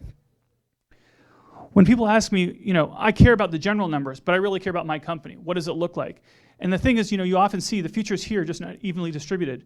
On the left, these numbers are ActBlue. ActBlue is the payment processor of the left. And what has happened is that we talked about in 2008, the left was about 4 years ahead of Republicans in terms of low dollar fundraising. So while Republicans are growing faster cycle over cycle, it's off a smaller base number. But what we're able to do is to go look at kind of what numbers have come before us on the left and kind of map our trajectory as a result. If you look at their 2018 numbers for ActBlue, those are almost identical to those on the right in 2020. And so what we saw in 2018 to 2020 on the left is the growth went from, 300% for all intents and purposes. It went from 1.6 billion raised to 5 billion. More impressively, 71% of those people donated for the first time. So what that means is that not a lack of demand, and there's more demand than there is, it's just about activating people. Who can get involved and get more people to come and get involved into the overall process. We look at it though, the total addressable market, 18-year-olds plus, about 210 million here in the United States. About 158 million voted in 2020. Less than 20 million gave last cycle. And donors who gave over $200 constituted just 2% of the population. When you put it in comparison, 73% of Americans gave to charity last year. So in a 2-year cycle, less than 20 million gave. In 1 year in America, 73% give to charity. And they gave individuals $324 billion. So we think that we're still in the second inning of just what's coming to political spending. And that tailwind will not only be in fundraising, but it'll impact everything from paid media to creative to field programs. There's a huge tunnel of money coming into politics that will all be driven from a $30 donation. The day of 500 families being the determination of where the money is going has tapped out. And so all the growth is going to be on the tail of politics. How are we able to capture this? Well, not only do you have more activation than ever, but now because of mobile reducing friction and the cloud computing coming in to allow us to capture these data points, we're able to actually transform how successful we can be. We can have different journeys for different individuals and help them identify what they want to give to, what message they react to. And what we're able to do is to build a technological infrastructure to support a presidential, but then scale it to the long tail of politics. And so you're looking at the Senate races, at House races, and state and local races. There's an unlimited amount of campaigns running every time. People often talk about federal elections and talk about the presidential, but that's really just the tip of the iceberg. It represents only about 20% of the total market that's out there. I thought, to share this just so people have a frame of reference, House is the new Senate, Senate is the new presidential, presidential is the new Fortune 50. An average House race now, top tier, will do $10 million in a cycle. A Senate race is a $100 million business. A presidential is a $1 billion plus business. And so you look at it, you look through the numbers, you say, okay, in 2021, we're already seeing on both the right and the left, there's double the amount of donors right now than 2 years ago. There's 3 times the contributions. Look at candidates across the board. You're seeing the underlying numbers. Tim Scott goes from 2 million cash on hand 6 years ago to 20 million now. Young Kim is raising 250% more than she did just 2 years ago. And a National Republican Congressional Committee is up 300% with 360% more contributions. Everywhere you look, people are seeing and embracing the trend and getting more and more involved. We wanted to break out that this is not just a federal phenomenon. We looked at the RSLC, which is the Republican State Leadership Conference. They, when COVID came, decided to build a low-dollar program from scratch in April of 2020. In just that year, they were able to raise over $4 million from 110,000 donations. Already this year, they're at $6 million, and they were very active in New Jersey, Virginia, and Pennsylvania. And what they're doing is they're using these dollars to change how we leverage time on a campaign. They're pulling forward future demand much sooner. So you're going to see people buying TV commercials sooner. You're going to see people in the field sooner. It's going to impact all these adjacent industries that right now are working backwards. Most of the analysis you're seeing, people are doing it based upon what they think consumption will be. But this is a bottom up. This is actually how much will be raised. Campaigns have no use to have money in the bank on election day. They will be spending sooner, and they will be pulling forward future demand. And you're seeing right now at the local level, 5 campaigns a day, 5 campaigns a week are being onboarded on all these platforms. So we're going to see this just keep further and further down the stack as people get involved. What's next for us after this? Well, obviously we're capitalizing on the fundraising approach. We believe we're only in the second inning of where political giving is giving. You know, we went from a $4 billion industry to a $14 billion industry. We think it probably normalizes much, much higher from here. We expanded to right-of-center nonprofit. We talked about those numbers before, $324 billion on individual giving and charitable giving. Huge opportunity for us to move our technology stack into. International campaigns, obviously people are being active across the world. People are seeing more and more people, but they're looking to the United States to see what is best in class, what future trends look like. And then finally, hyperlocal engagements for Fortune 100 companies. What we are finding is that it's so difficult right now to break through in national audiences. It's so formulaic in the way that people are approaching things, that things are being broken down to the local level. You know, the insight that the future of trust is local and communications is personal is going to drive so many future trends for how messages are delivered and what that success looks like. And what companies are looking for is someone who can come in and take that relationship from the local level and work it all the way through the national. So those are the 4 trends that will drive us from here, but I wanted to make sure that we walk people through just how big this market is and how much people are underappreciating where it's going from here. So I appreciate your time. Thank you very much.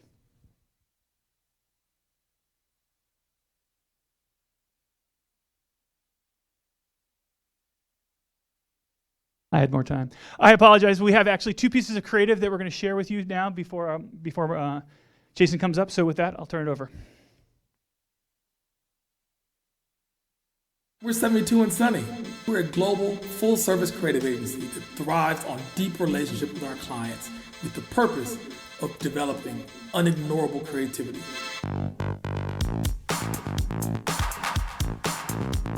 The first thing you should know is the name 72 and Sunny is not about the weather. It's actually a statement of optimism.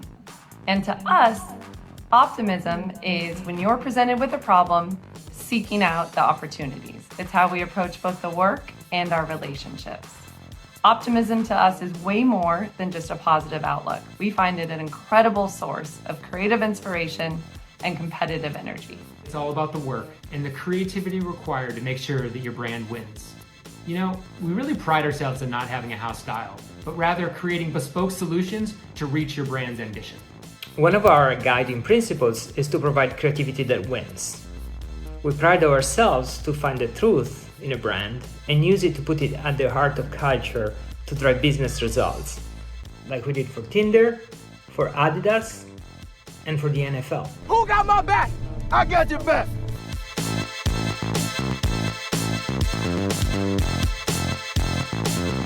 Tinder just announced that it will be making its own interactive adventure called Swipe Night. White Night.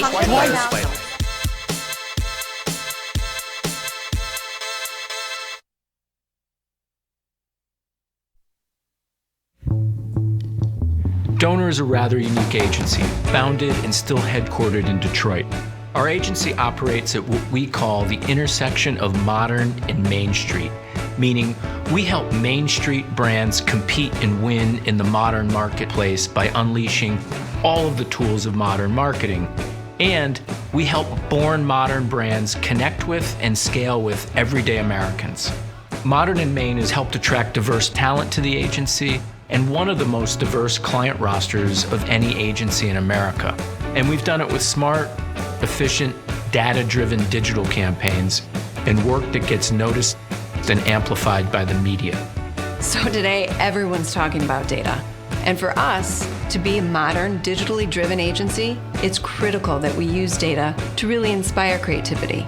So for a brand like Zyrtec, we tracked CDC data, weather data, allergy data, even pet adoptions. And the result? This J&J brand is now #1 in its category. What I love about Donor is that it's all about ideas that connect consumers with culture. We believe in a transcultural approach that builds brands for inclusivity and find places where brands can help solve real problems. As Donor approaches its 85th anniversary, we're proud to have built a creative agency that's modern, efficient, and performance-driven.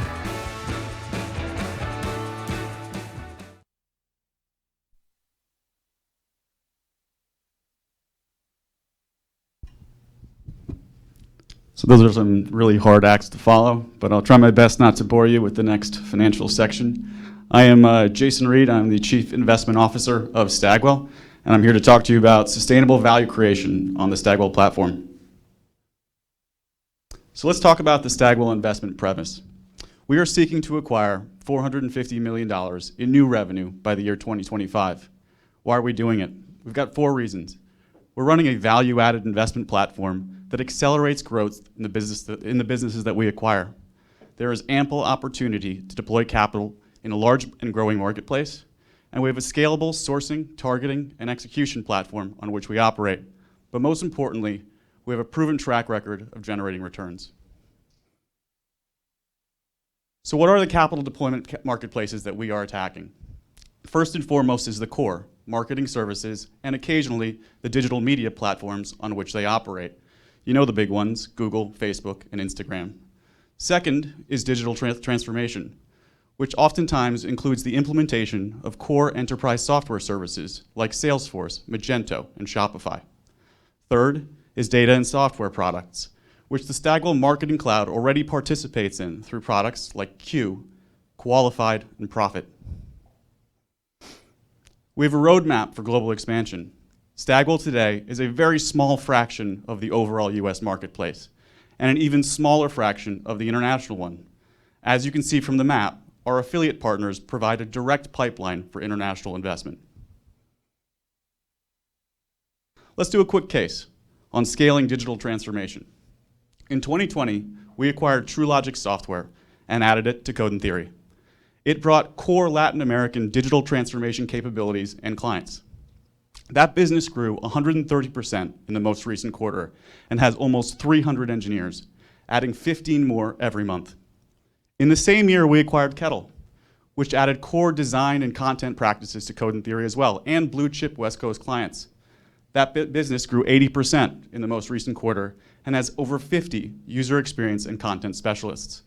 These are 2 prime examples of accelerating growth internationally and domestically through the Stagwell platform. So how do we do it? We've got a synchronized and scalable pipeline. We start with 75 global intermediaries, I'm talking investment banks, that we commune with on a regular basis.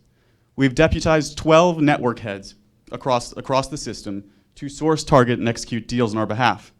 And as I mentioned earlier, we have 30 affiliates that create a direct investment pipeline internationally. We manage the entire process through a centralized corporate CRM, which we manage end to end. And we've got a great track record of execution.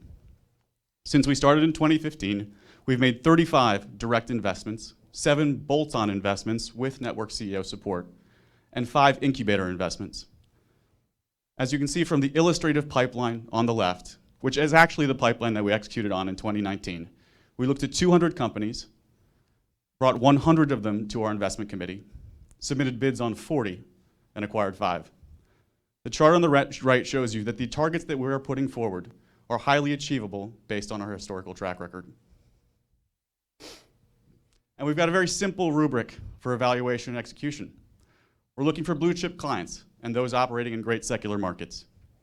We look for great capabilities. I'm talking about the high value add strategic consultants, some of which you heard from today, that operate in rapidly growing marketplaces. We look for great teams, ones with balanced responsibilities and great chemistry. And most importantly, a great next generation of leadership. And we like to manage the balance sheet by minimizing liabilities, preferring simple buyouts and option structures to reduce deferred acquisition consideration. Let's do another case, how we scaled the global media group. We started in 2016 by buying PMX Agency in the United States. In 2017, we added a UK footprint through Forward 3D. In 2018, we added both social and global travel media through MMI and Inc. respectively. And in 2019, we added B2B and a West Coast presence through Multiview and the Search Agency. And finally, in 2020 and 2021, through the integration of MDC partners, we became a $5 billion global media powerhouse. So why does any of this matter? Based on our historical track record, for every $100 million that we invest, we can generate between 40 and 80 cents in incremental shareholder value.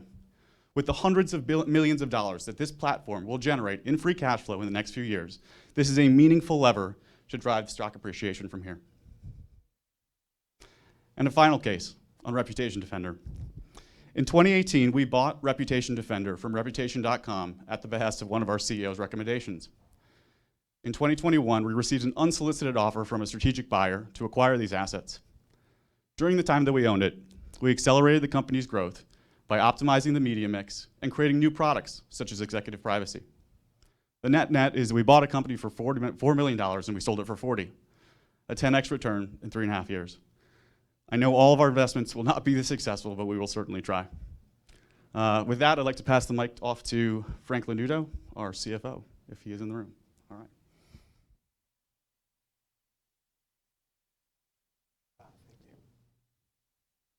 Thank you, Jason. Good afternoon, everyone, and thank you for joining us here today.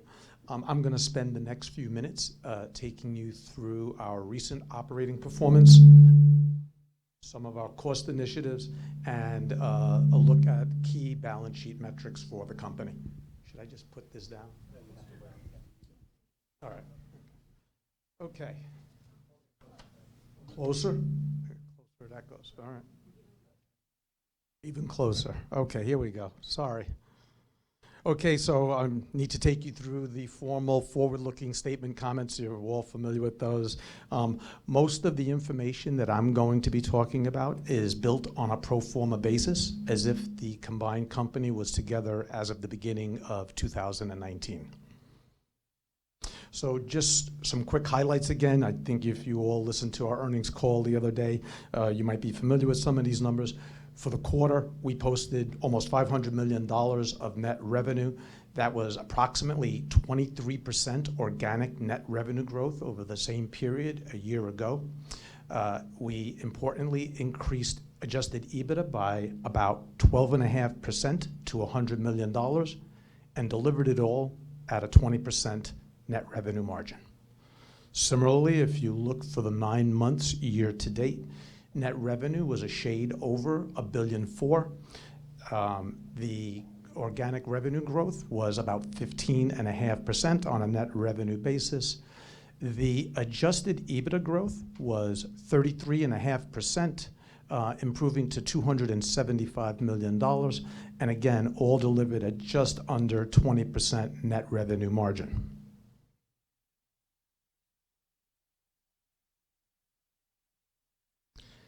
If you take a look at our performance over the most recent quarters, broken down on a pro forma quarterly basis, I just wanted to point out a couple of trends to you that are important. Since Q2 of 2020, our trailing 12-month adjusted EBITDA has increased in each and every quarter through Q3 of 2021. Importantly, again, we've increased our adjusted EBITDA margin from 16% at the end of 2019 to 20.5% ended in Q3 2021. Net revenue growth since the pandemic lows has increased in each of the 3 quarters in 2021 on a trailing 12-month basis as well.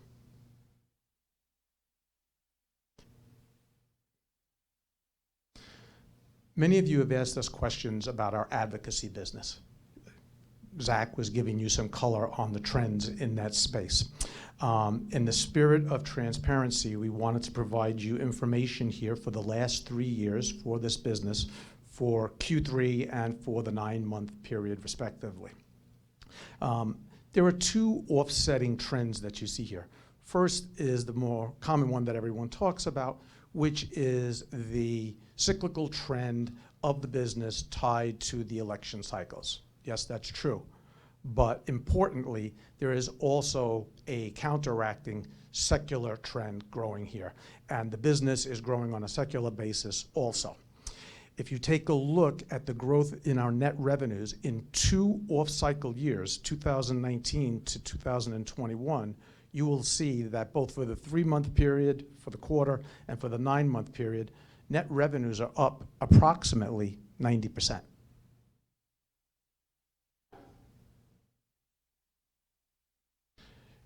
Switching to a different view of the business, our revenues from a geographic mix, the company on a combined basis has been predominantly North American based, with approximately 85% of the revenues being generated in North America, to a lesser extent in Europe, and then smaller pieces in the rest of the world.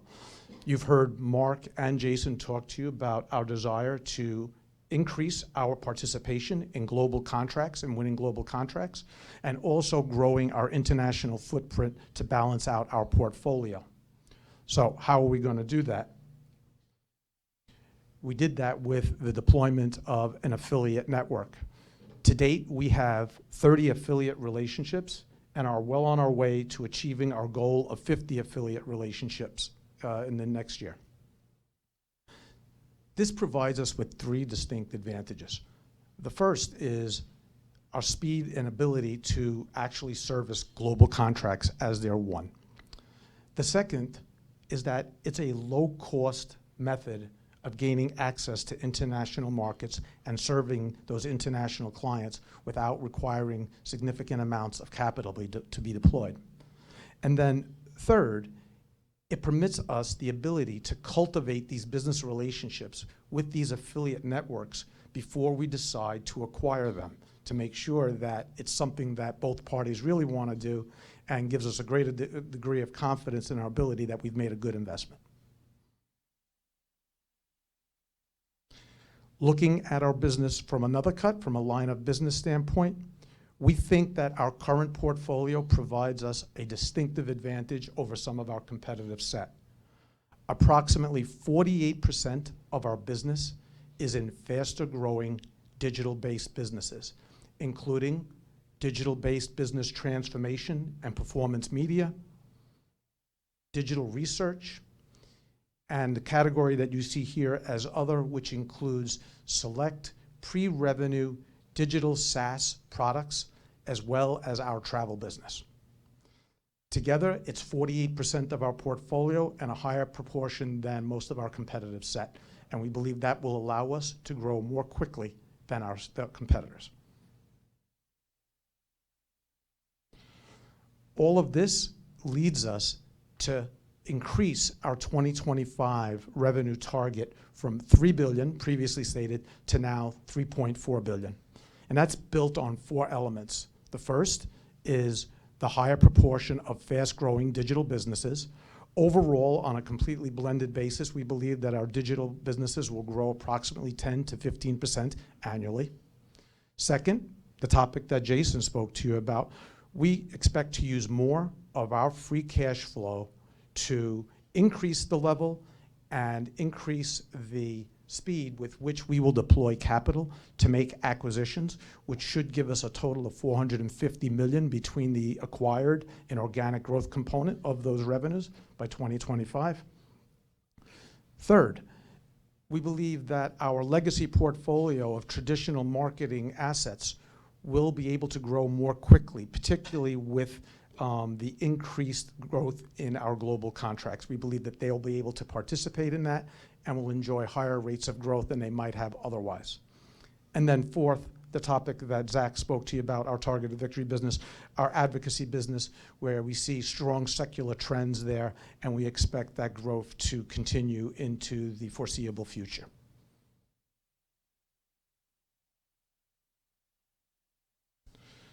So just switching to our synergies, we talked about the fact that the combined company should be able to achieve somewhere in the neighborhood of $30 million in synergies over a 2-year period. We continue to believe that, and that we will experience those savings over 6 categories: media, shared services, benefits, real estate, corporate, and other.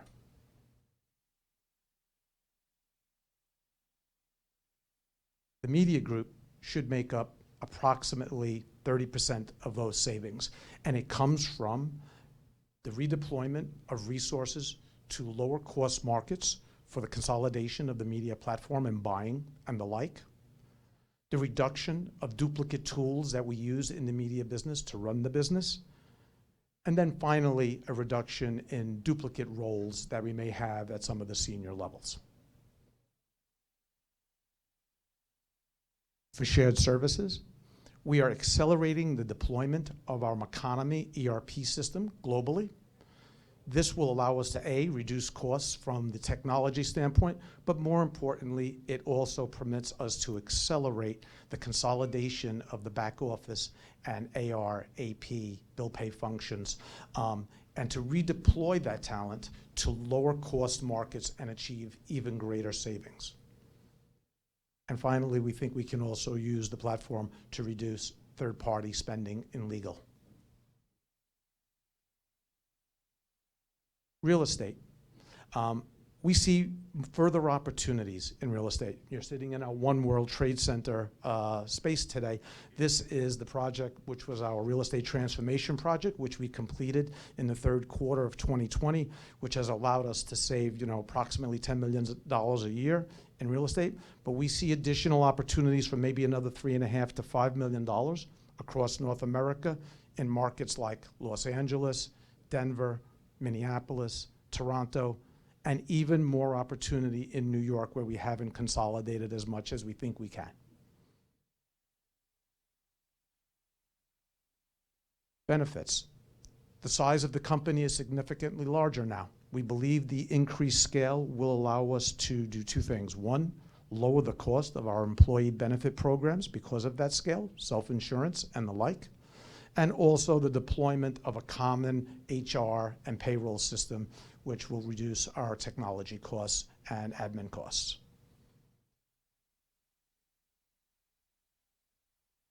Nothing is left untouched. There are opportunities in corporate as well to reduce duplicative roles and to reallocate resources to other areas of the business where the talent could be used more efficiently. And then finally, third-party spend recapture and G&A. And this really comes from sort of enterprise-level contracts that we enter into for technology, hardware, software, business insurance, and the like. We believe that we can use the scale to reduce the spend in all of these areas. So shifting to our balance sheet. The combination provided a significant deleveraging event for the company. Prior, MDC had approximately 3.9 times leverage at June 30th. The merger, now on a post-combination basis as of September 30th, we are at 3 times leverage.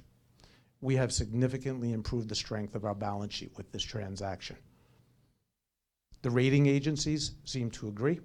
They have both increased their ratings for us by 1 notch and have us on positive outlook for the future. We continue to believe that we can run the company at 3 times based on some of the remarks that Mark made, but we believe we have significant cash flow that we can use to fund the activities in the M&A that we'd like to do with that cash flow, as well as our existing facilities. So just looking at our debt and our capital structure, our net debt today, is, as of June 30th, is approximately $1.27 billion. Importantly, as soon as we consummated the merger, we went out and we immediately took advantage of the interest rate environment, and we refinanced our existing senior notes and expanded it with a new $1.1 billion issue of 8-year notes. This did 2 important things at the same time. The first is it lowered our annual interest costs by approximately $17 million on a comparable balance basis, but it also increased the stability of our balance sheet with permanent, low-cost, 8-year notes on the balance sheet. Shifting to our capital structure, we've done some extra things to improve the balance sheet further here. We recently called our convertible preferred notes and converted them into approximately 33 million common shares. This, again, improved the balance sheet in 2 ways.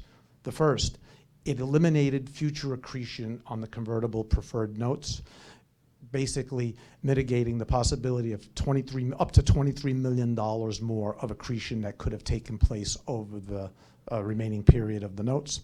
And secondly, it simplified our balance sheet structure and our capital structure. On a fully diluted basis, we're at approximately 295 million shares, including outstanding awards to employees in the company. So just to reiterate in conclusion, a couple of things that we want to just revisit on the targets. Our annual revenue growth is now set at 7 to 9% organically. We expect to acquire and grow organically with $450 million in acquisitions. We have targeted revenue for 2025 of $3.4 billion. We expect that we can continue to run free cash flow at approximately 50% of adjusted EBITDA, 50 to 55% of adjusted EBITDA. We think there's more opportunity for margin expansion, and we think that over this time period, we can expand margins by 25 to 50 basis points a year. And we expect to run with cash taxes over the next couple of years of somewhere in the neighborhood of 21 to 24% of pre-tax income. We'll continue to communicate with you frequently and transparently. We've listed the KPIs here that we think that are important to measure our progress and our success. And that brings me to the close of my prepared remarks. And with that, I'm going to turn it back over to our CEO, Mark Penn. Thank you. Go ahead, Mark. Yes.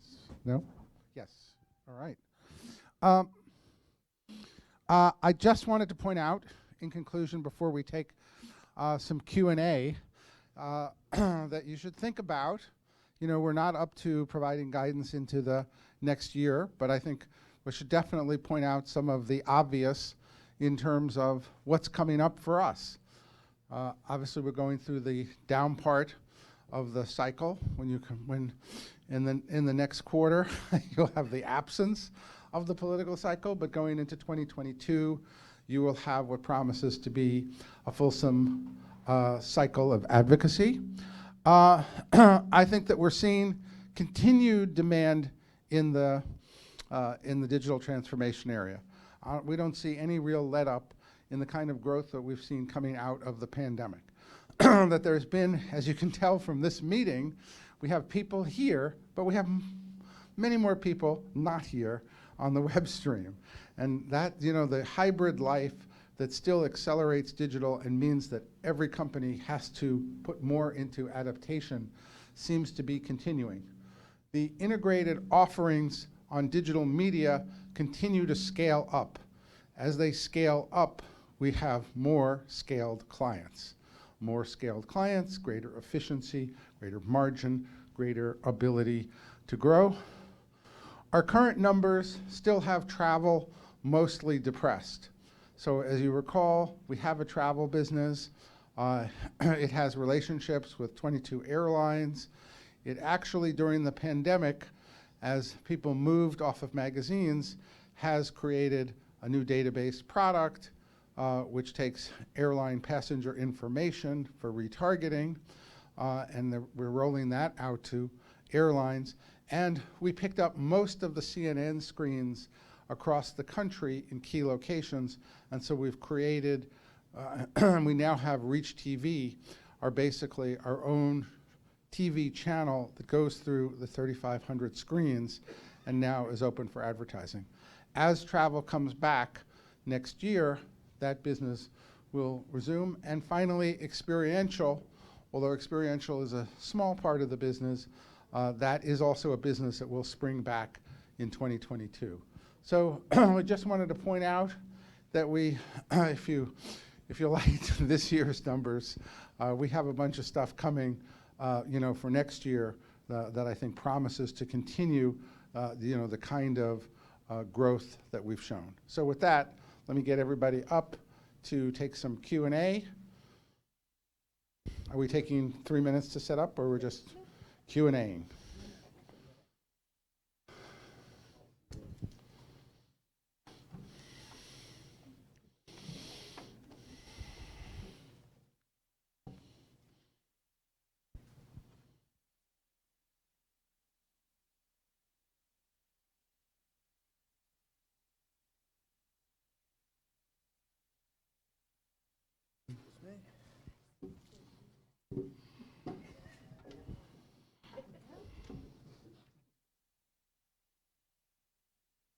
I think we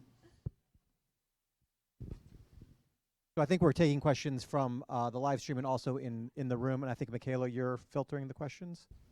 Oh, sorry. Beth is filtering the questions. My apologies. Okay. First question from RBC. You've laid out a very attractive path ahead towards executing against your 7 to 9% long-term organic growth target. Whether it's with a large and growing TAM or continuing to grow your share, how should we think about what specific drivers could drive upside beyond your best case organic growth outlook? Ooh, I like that. I love so I think there are a couple of things that would drive above expectations. One would be snowballing of large-scale contracts. Number of individual contracts we have in the $25 to $50 million category right now, 0. Number of growing contracts in the $10 million category, pretty rapidly growing. We've had 4 or 5 wins, in that, come now. So once we get into $25 million chunks, those snowball because every win is a stream of multi-year, and the larger the stream, the more difficult it is to untangle, so the longer actually the longevity is. Second, we could have a hit in the Stagwell in the Stagwell cloud. If you think about it, if I got to 100 million of revenue, that probably would create about $1 billion of value by itself, because of the way that SaaS revenue in that space, has typically been valued. So I think, and the third thing is really just the continued, digital expansion. I have us at 7 to 9. You've seen a lot of agencies have been growing here 50 and 40 to 60%. If we're able to execute some continued expansions as we scale up in that way, we are still far removed from the biggest agencies and have those capabilities. I don't know if anyone else wants to throw in another above average. And I think that I don't think there can be more spending in advocacy than Zach has predicted. Okay. From Mayborn, please provide more specifics on the changes in incentive programs and earn-ins versus historical earn-out philosophy / obligations. So it's a good question. I think what we've seen in the legacy MDC group was a heavy focus on deferred acquisition consideration, even as opposed to legacy Stagwell, where there was not a lot of focus on that. We've primarily done buyouts, as Jason mentioned, at scale, sort of at closing. I think what we're now looking at in terms of the incentives going forward is really this idea of an earn-in, and I think Mark mentioned that on the slide, is that a sharing of the growth of that these entrepreneurs put up and that they receive primarily in the stock of the company. I think you're looking at a group of people who own a lot of shares of the company right now. I think as you saw from the transaction closing, the legacy Stagwell managers earned about $19 million of the shares in the company. So there's a large incentive for them to continue. Some of the other people that were that came from the other side also have large amounts of shares in the company. So we're moving away primarily just from DAC at scale, and then moving to something that is more earn-in oriented, less earn-out oriented. And I think that is actually hopefully more attractive and something that drives the behavior of more integration, more cooperation than just focusing just on their own P&Ls and businesses. That was 19 million shares. 19 million shares. Yeah. Okay. We have a 3-part question from Steve K. Hall at Wells Fargo, so I'll read them individually. First, I know the 7 to 9% is a target and not guidance, but given your digital foundation, I think that's what investors will expect. So are you confident in growing 7 to 9% or better near term, since that's likely to be the benchmark for gaining investor confidence? Well, I think that since I really became CEO of these assets and managers, we have really taken what I think has been an on-target approach, to predicting as compared to I think the past. And so I felt comfortable when you analyze the situation, run through the numbers. I didn't take 7 to 9, after having sat through kind of 6 to 10 review meetings, having gone through the percentage of high growth digital and having gone through the marketplaces, yes, I'm confident in the 7 to 9 as a benchmark. Is there, again, people are interested in upside. People always want more. I always resist promising more. I think that we're showing really strong wins coming out of the gate in the merger. But I think that's where I'm quite comfortable with a really substantiated, prediction. I think the 5% before was even more conservative, given that we see the kind of growth drivers that we really have here. So I feel confident in it, or I wouldn't have done it. And you're not going to get me to say something more because I would have said it, but I'm not. Second question from Steve. How do you think about balancing deleveraging versus your $450 million M&A target? Is deleveraging the number one priority or only after debt reduction? You want to take that? Look, I think what I said, if I can borrow money at 4 or 5% and I can invest it at 20 to 40%, or in the example 10 to 1, are there investment opportunities for us to grow this network? We can't sit here at $2 billion. We have to get to 3, 4, and 5. We have to continue to scale up to get in as one of these, 5 to 10 of these top pitches that we're not in, right? And so that means scaling this out and investing wisely. And I think, as Jason illustrated, we have a very good track record. I don't like to overpay.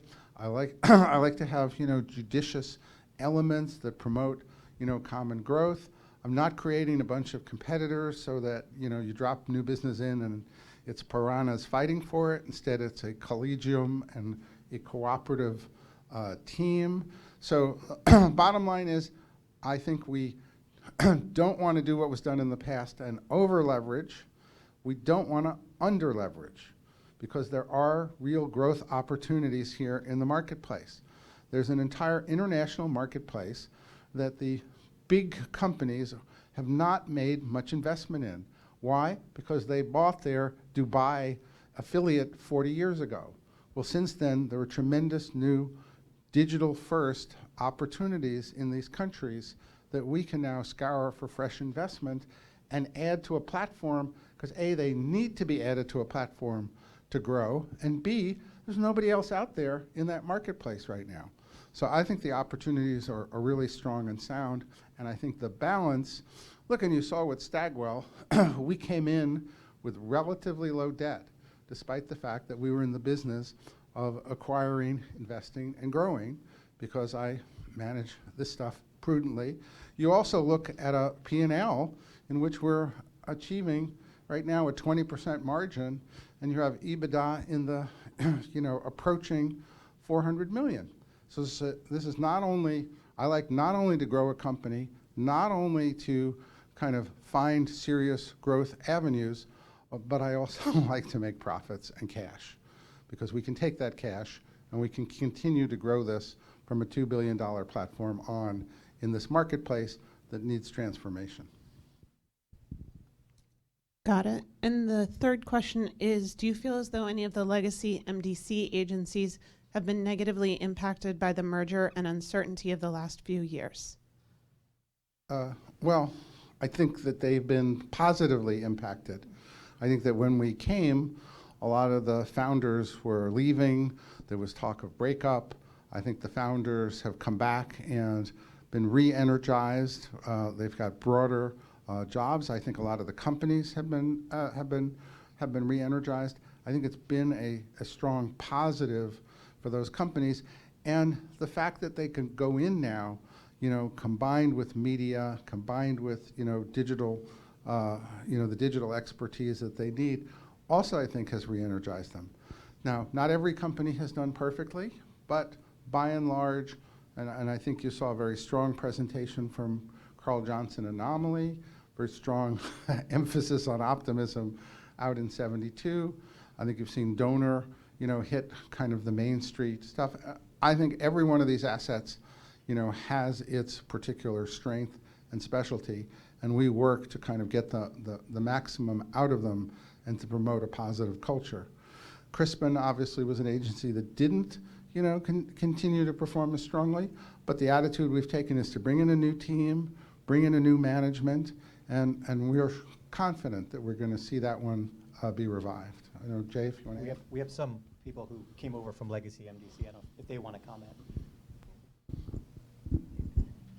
I think one thing I'm particularly interested is the whole M&A thing is becoming a reality. Like, so I came from the MDC side, YML, worked with MDC for 4 or 5 years, and there was a lot of conversation with very little action. And I can see that how that is changing, and I'm pretty optimistic and excited about that. I mean, the only thing that I would add is that in the new world that we're in right now, we're really seeing a more collaborative environment for the CEOs that were on the MDC side. We were really at arm's length. I think the way that we have been engaged in our opinions and the meetings and the business leadership team that Mark showed really allows us to contribute more to kind of the future direction, which frankly just means we're more bought in to what we're creating together. Okay, our next question. The company has already reached its objective for an approximately 3x leverage ratio and will generate significant free cash flow over the 2021 to 2025 period at an approximately 55% conversion ratio on adjusted EBITDA. Does the M&A contemplated in your plan utilize all of this expected free cash flow? If not, where might excess free cash flow be deployed? Mike? I think it's a good question. I think it's a little premature for me to answer that. I think our first emphasis here is on scoping out M&A, and obviously things will then automatically fall to reduce the debt ratio. Whether we do anything else, I think it's premature to speculate on that. Okay. Can you talk more about the broader M&A landscape as the bigger holding companies look to sustain, if not accelerate, their own growth and better compete with the Stagwells of the world through acquisitions? Does that make executing on deals more challenging overall? What's Stagwell's edge as a partner? It's the landscape has really evolved over the last couple of years. The larger players largely remain out of the market. As you can see, they're solving their internal problems, and that's given us a great opportunity to acquire assets. And as Mark mentioned earlier, the international landscape is ripe for opportunities. In speaking with our affiliate partners, they're very eager to work with us and very eager to be acquired and be part of the network. We are, having some ongoing conversations with many of them. U.S. private equity has stepped into the market in a decent way, but I think what you'll see happen there is they just don't have the same platform to realize the returns that we do, right, to grow through back end and front end synergies. So it's a constantly evolving marketplace. I think we're in a highly competitive position. We have kept our promises to our CEOs. We run a non-competitive platform where we encourage growth and incentivize internally. Quite frankly, I think we have the best story in the marketplace right now. Okay, next question. You talk about the opportunity to grow much larger client budgets. How have you or do you compete with much larger ad holding companies for these? It depends is really the question, or is really the answer to that question. Certain clients that we've worked with require deep transformation at the center. You heard a lot of our partners talk about digital transformation. We also talk a lot about data infrastructure and data transformation. That's usually our best foot in the door because those are the stickiest capabilities that we can put into a client and then build from. So oftentimes when we have our partners, partner agencies working deeply inside of client organizations, those are the kinds of immediate issues that they find problems with. A lot of our partners our client partners are far behind. And so having the competency of these people that you heard from today embedded inside of their organizations start to unlock more and more opportunities for growth. I know we have a financial services company that both Brad's team over at GALE, Dan's team over at Code and Theory teamed up together in order to make significant change in the way that they go to market inside of a core division, asset management. And what we're seeing is a land and expand just across the board with that one client partner because we're able to make 1 + 1 = 3. I think in that essence, we're able to really connect the dots and build from a solid foundation that's anchored in our ability to drive growth. That's one way to do it. That's right. So what Mark just asked is, in those kinds of situations, what are we replacing? A lot of times it's the Accentures, the Deloittes of the world, the management consulting firms that kind of get in and traditionally are the first phone call for those things. What makes us different is we're able to connect that to content in a much more clean and strategic way. So we're able to really build that foundation and then level up with the way that, Brad's company can create 10,000 different assets in the matter of, weeks, not months. And Dan's company is able to really understand the connected consumer experience and find the right person to serve the right message to at the right moment in time across an entire connected digital ecosystem. Yeah, we worked with, we partnered with Donor, so there was it actually addresses a couple issues. One, the M&A side of things. We have a culture that, I've been on the independent side, then obviously sold to Stagwell, and one of the unique things is, as an independent agency, you don't have the depth of skill to round out your services. And the culture of Stagwell has allowed us to integrate, we talked about integration so many times in all our decks, seamlessly. So J&J, for example, we co-pitched with Donor, a very successful large account that we've been able to grow. It's been a couple of years now, actually. We've been able to grow pretty significantly across their different business lines. So that just wouldn't happen without the integration. We've almost worked with, a dozen of the integrated agencies across the Stagwell network that's complementary. So, and in that case, your competitor. Oh yeah, in that case, J&J was unseating WBP. That was, I think, a 50+ year relationship, if I got my number correctly. So that was a stronghold that we were able to not only displace but grow since then over the last couple of years. So that leads to a specific question about Code. Who are Code's biggest competitors and how do you win versus them? Yeah, I think to the point of the consultancies are probably more recently our biggest competitors. Because of the type of services we do, it does touch everything from a WPP or a traditional holding company to now more the consultants. I think the main area of our difference is how we're able to connect it, where consultancies kind of start and really stop after just the big level strategic thinking. But when you're talking about digital transformation or true transformation, the technology and creative connections are imperative to long-term success. And because it doesn't start and stop from a singular moment of time, it's an ongoing, agile sort of approach to solving the problems. That's really where our differentiation against them become key, because it's not just kind of the singular kind of PowerPoint in a given point. This is where your business needs to go. It needs to take more of the Silicon Valley approach, which is, hey, here's where it's going, here's the infrastructure we're going to be, and here how we're going to pivot over time and put all that in place. Okay, next question. You're guiding to a 3x leverage target. How high are you willing to take it for a big acquisition? Again, I think that's a premature question.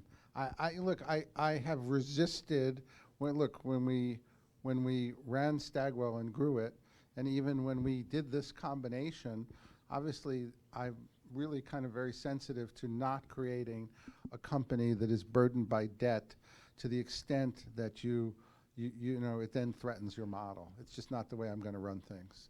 Because I could sleep at night. Look, we went through the worst pandemic, and because of the prudent steps that we took, in the year and a half before, everybody thought, oh my God, what's going to happen during the pandemic, right? And I bought shares and bought bonds, right, to send out the signal that this is well financially managed. So I always think there could be big deals, but I always look for structures that do not generate debt that becomes a real burden to the company. And I think that was one of the problems that the old company had that we obviously didn't have at Stagwell, and I have no interest in recreating that kind of scenario. You provided revenue guidance for 2025, but what can you say about margins for 2025? Also, how scalable is your business model given what would seem like labor intensiveness? So I think we said that we can expand our margins by approximately 25 to 50 bips a year over that time frame. So we're currently at 20.5%. You know, if you take the low end, you've got, 21 and change. If you take the upper end, it's 22 and change. But we think that's achievable.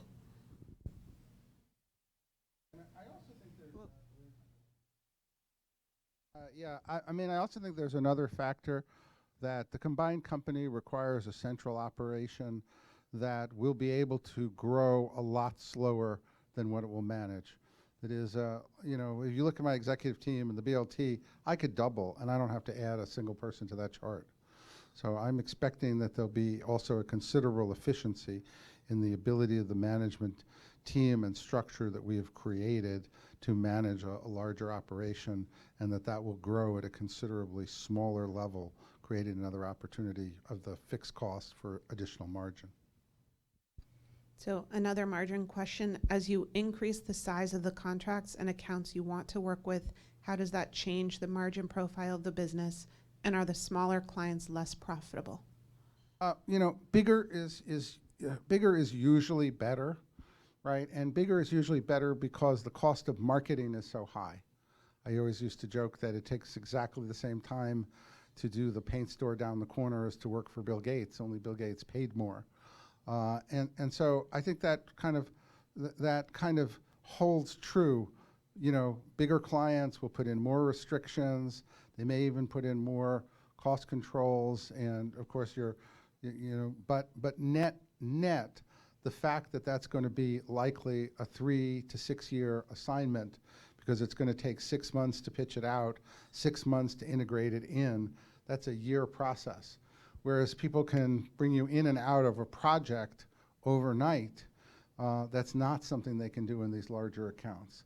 And so the upfront marketing expense, I think, is amortized, and that is a considerable expense, in these businesses that drops, drops to the bottom line.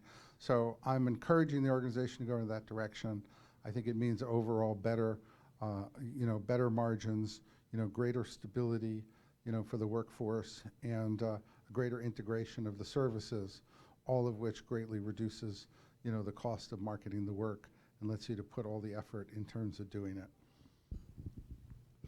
Is the Marketing Cloud solution intended to compete with Adobe, Oracle, and Salesforce Marketing Cloud solutions?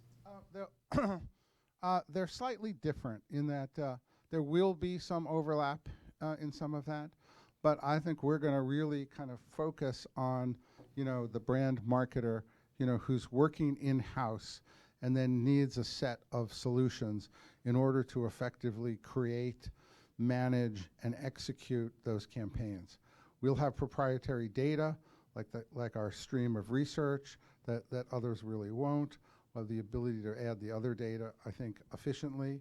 So I think there will be some overlap and competition, but we will carve out the space as being more designed for B2B, that is for businesses doing their marketing internally, and I think that will set to differentiate us and to make us a product of choice. If all (many) Stagwell agencies lead with or are adding digital expertise, how are conflicts managed, e.g. Code and Theory versus YML? Well, I think that by and large, the quote holding company system was actually engineered in the business to deal with conflicts. And so obviously the fact that one group is doing one car and another group is doing another car, if you didn't have those walls, and if clients didn't accept that having code do it versus donor wasn't acceptable. And occasionally there are some clients that are so big that they'll accept that, but I'd say about 95% of all clients recognize that. And if they didn't recognize it, there would be no WPP, there would be no Omnicom. So it is core to what the clients recognize is or is not a conflict. and what the clients recognize is the proper structure, administratively and technologically to ensure that their business is safeguarded. Also, although there's a gray area of overlap between even our two companies, there's different philosophies and approaches in tackling problems. So depending what the problem is, it could make more sense versus a code in theory. Like that exists. And there's also opportunity because mobile engineers is a specialty and there's deep scale where we don't have as much of that depth, that it's actually complementary, that we've even talked about how we can partner up. So it's not like a one-to-one, even if you look at like Anomaly or 72, it's not one-to-one. Some of the outputs may look similar, and that's sort of what I was trying to get up in my presentation, that outputs don't necessarily mean competition because approach and strategy may be different. I just want to add one more thing. That the competition, actually the way to grow, and especially digital product design engineering business, the pie is not limited. In fact, we are limited by how fast we can hire, and that is the challenge right now we are facing, more than we are competing on the same clients or not. Can you talk about the financial arrangements with your affiliate partners? Minority stakes, JV, please explain. The financial arrangements are largely revenue sharing back and forth in terms of referrals and contracts. We have entered into a joint venture in Latin America between Grupo Garnier and Allison and Partners, and that one represents somewhat more of a dedication of resources against an expansion in Latin America. Neither have required CapEx at this point. This question is for Brad. The creative/media reconsolidation effort is intriguing. Can you talk about how hard it's been to combine creative with business transformation and digital capabilities? Well, I would say that what we're seeing is a shifting CMO group. There are some CMOs that are still looking for, single point solution agencies. Really where we work best, as Dan and Ashish has been talking about, is when we find that CMO that realizes that media and data are core to strategy, and strategy leads all execution. And so really moving data and media forward in the conversation is really critical in order to be able to execute, whether it's creative, whether it's PR, whether it's your earned strategy. I would also say that, GALE is a small example of what we're doing in a transformational way across Staggwell.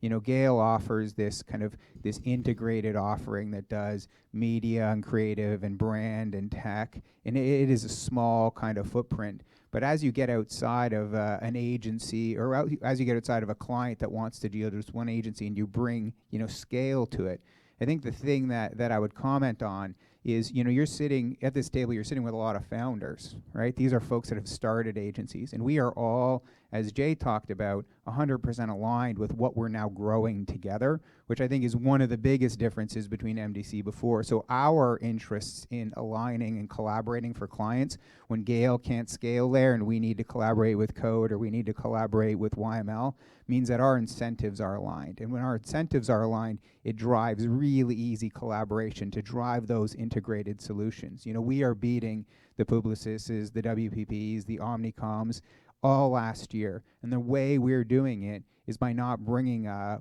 patchwork of solutions to clients, but rather one client solution that is built for them by either GALE or by agencies that are kind of conceptually aligned as to where we're going. All right, we've got a political question. Did 2020 4Q advocacy have as much impact as 3Q, or did it ramp because the elections are in November? How should we think about 4Q year-over-year comparison? Ramped is the answer to that question. I don't know, Frank, if you want to say anything further. Yeah, I think you can expect that Q4 is significantly stronger than Q3, so you would expect that trend to continue. How do you anticipate the return to normal operations post-COVID to impact your digital-heavy projections? I don't, again, you can see it from Ashish, but look, what I think the pandemic did is it took what was happening anyway, accelerated it 3 to 5 years, and then we're on that path. As I always say, the Instacart was here, but we didn't use it. Zoom was here, but we didn't use it. Peloton was here, and we were just learning how to use it.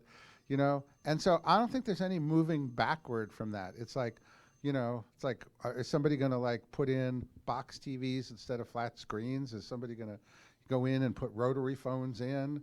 No, it's only going to move in this direction, and it's moving in this direction in a way that's growing and expanding.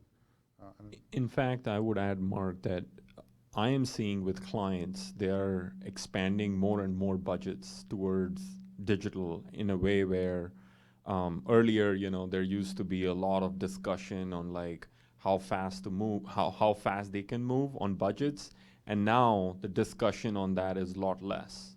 And it's the conversation around how to grow in digital and when to grow is almost obvious at this point. And especially given what they have experienced, a lot of our clients have experienced efficiency in operations, increase in customer experience, and again, increase in digital channel sales, and they are not going to reduce investment in that direction.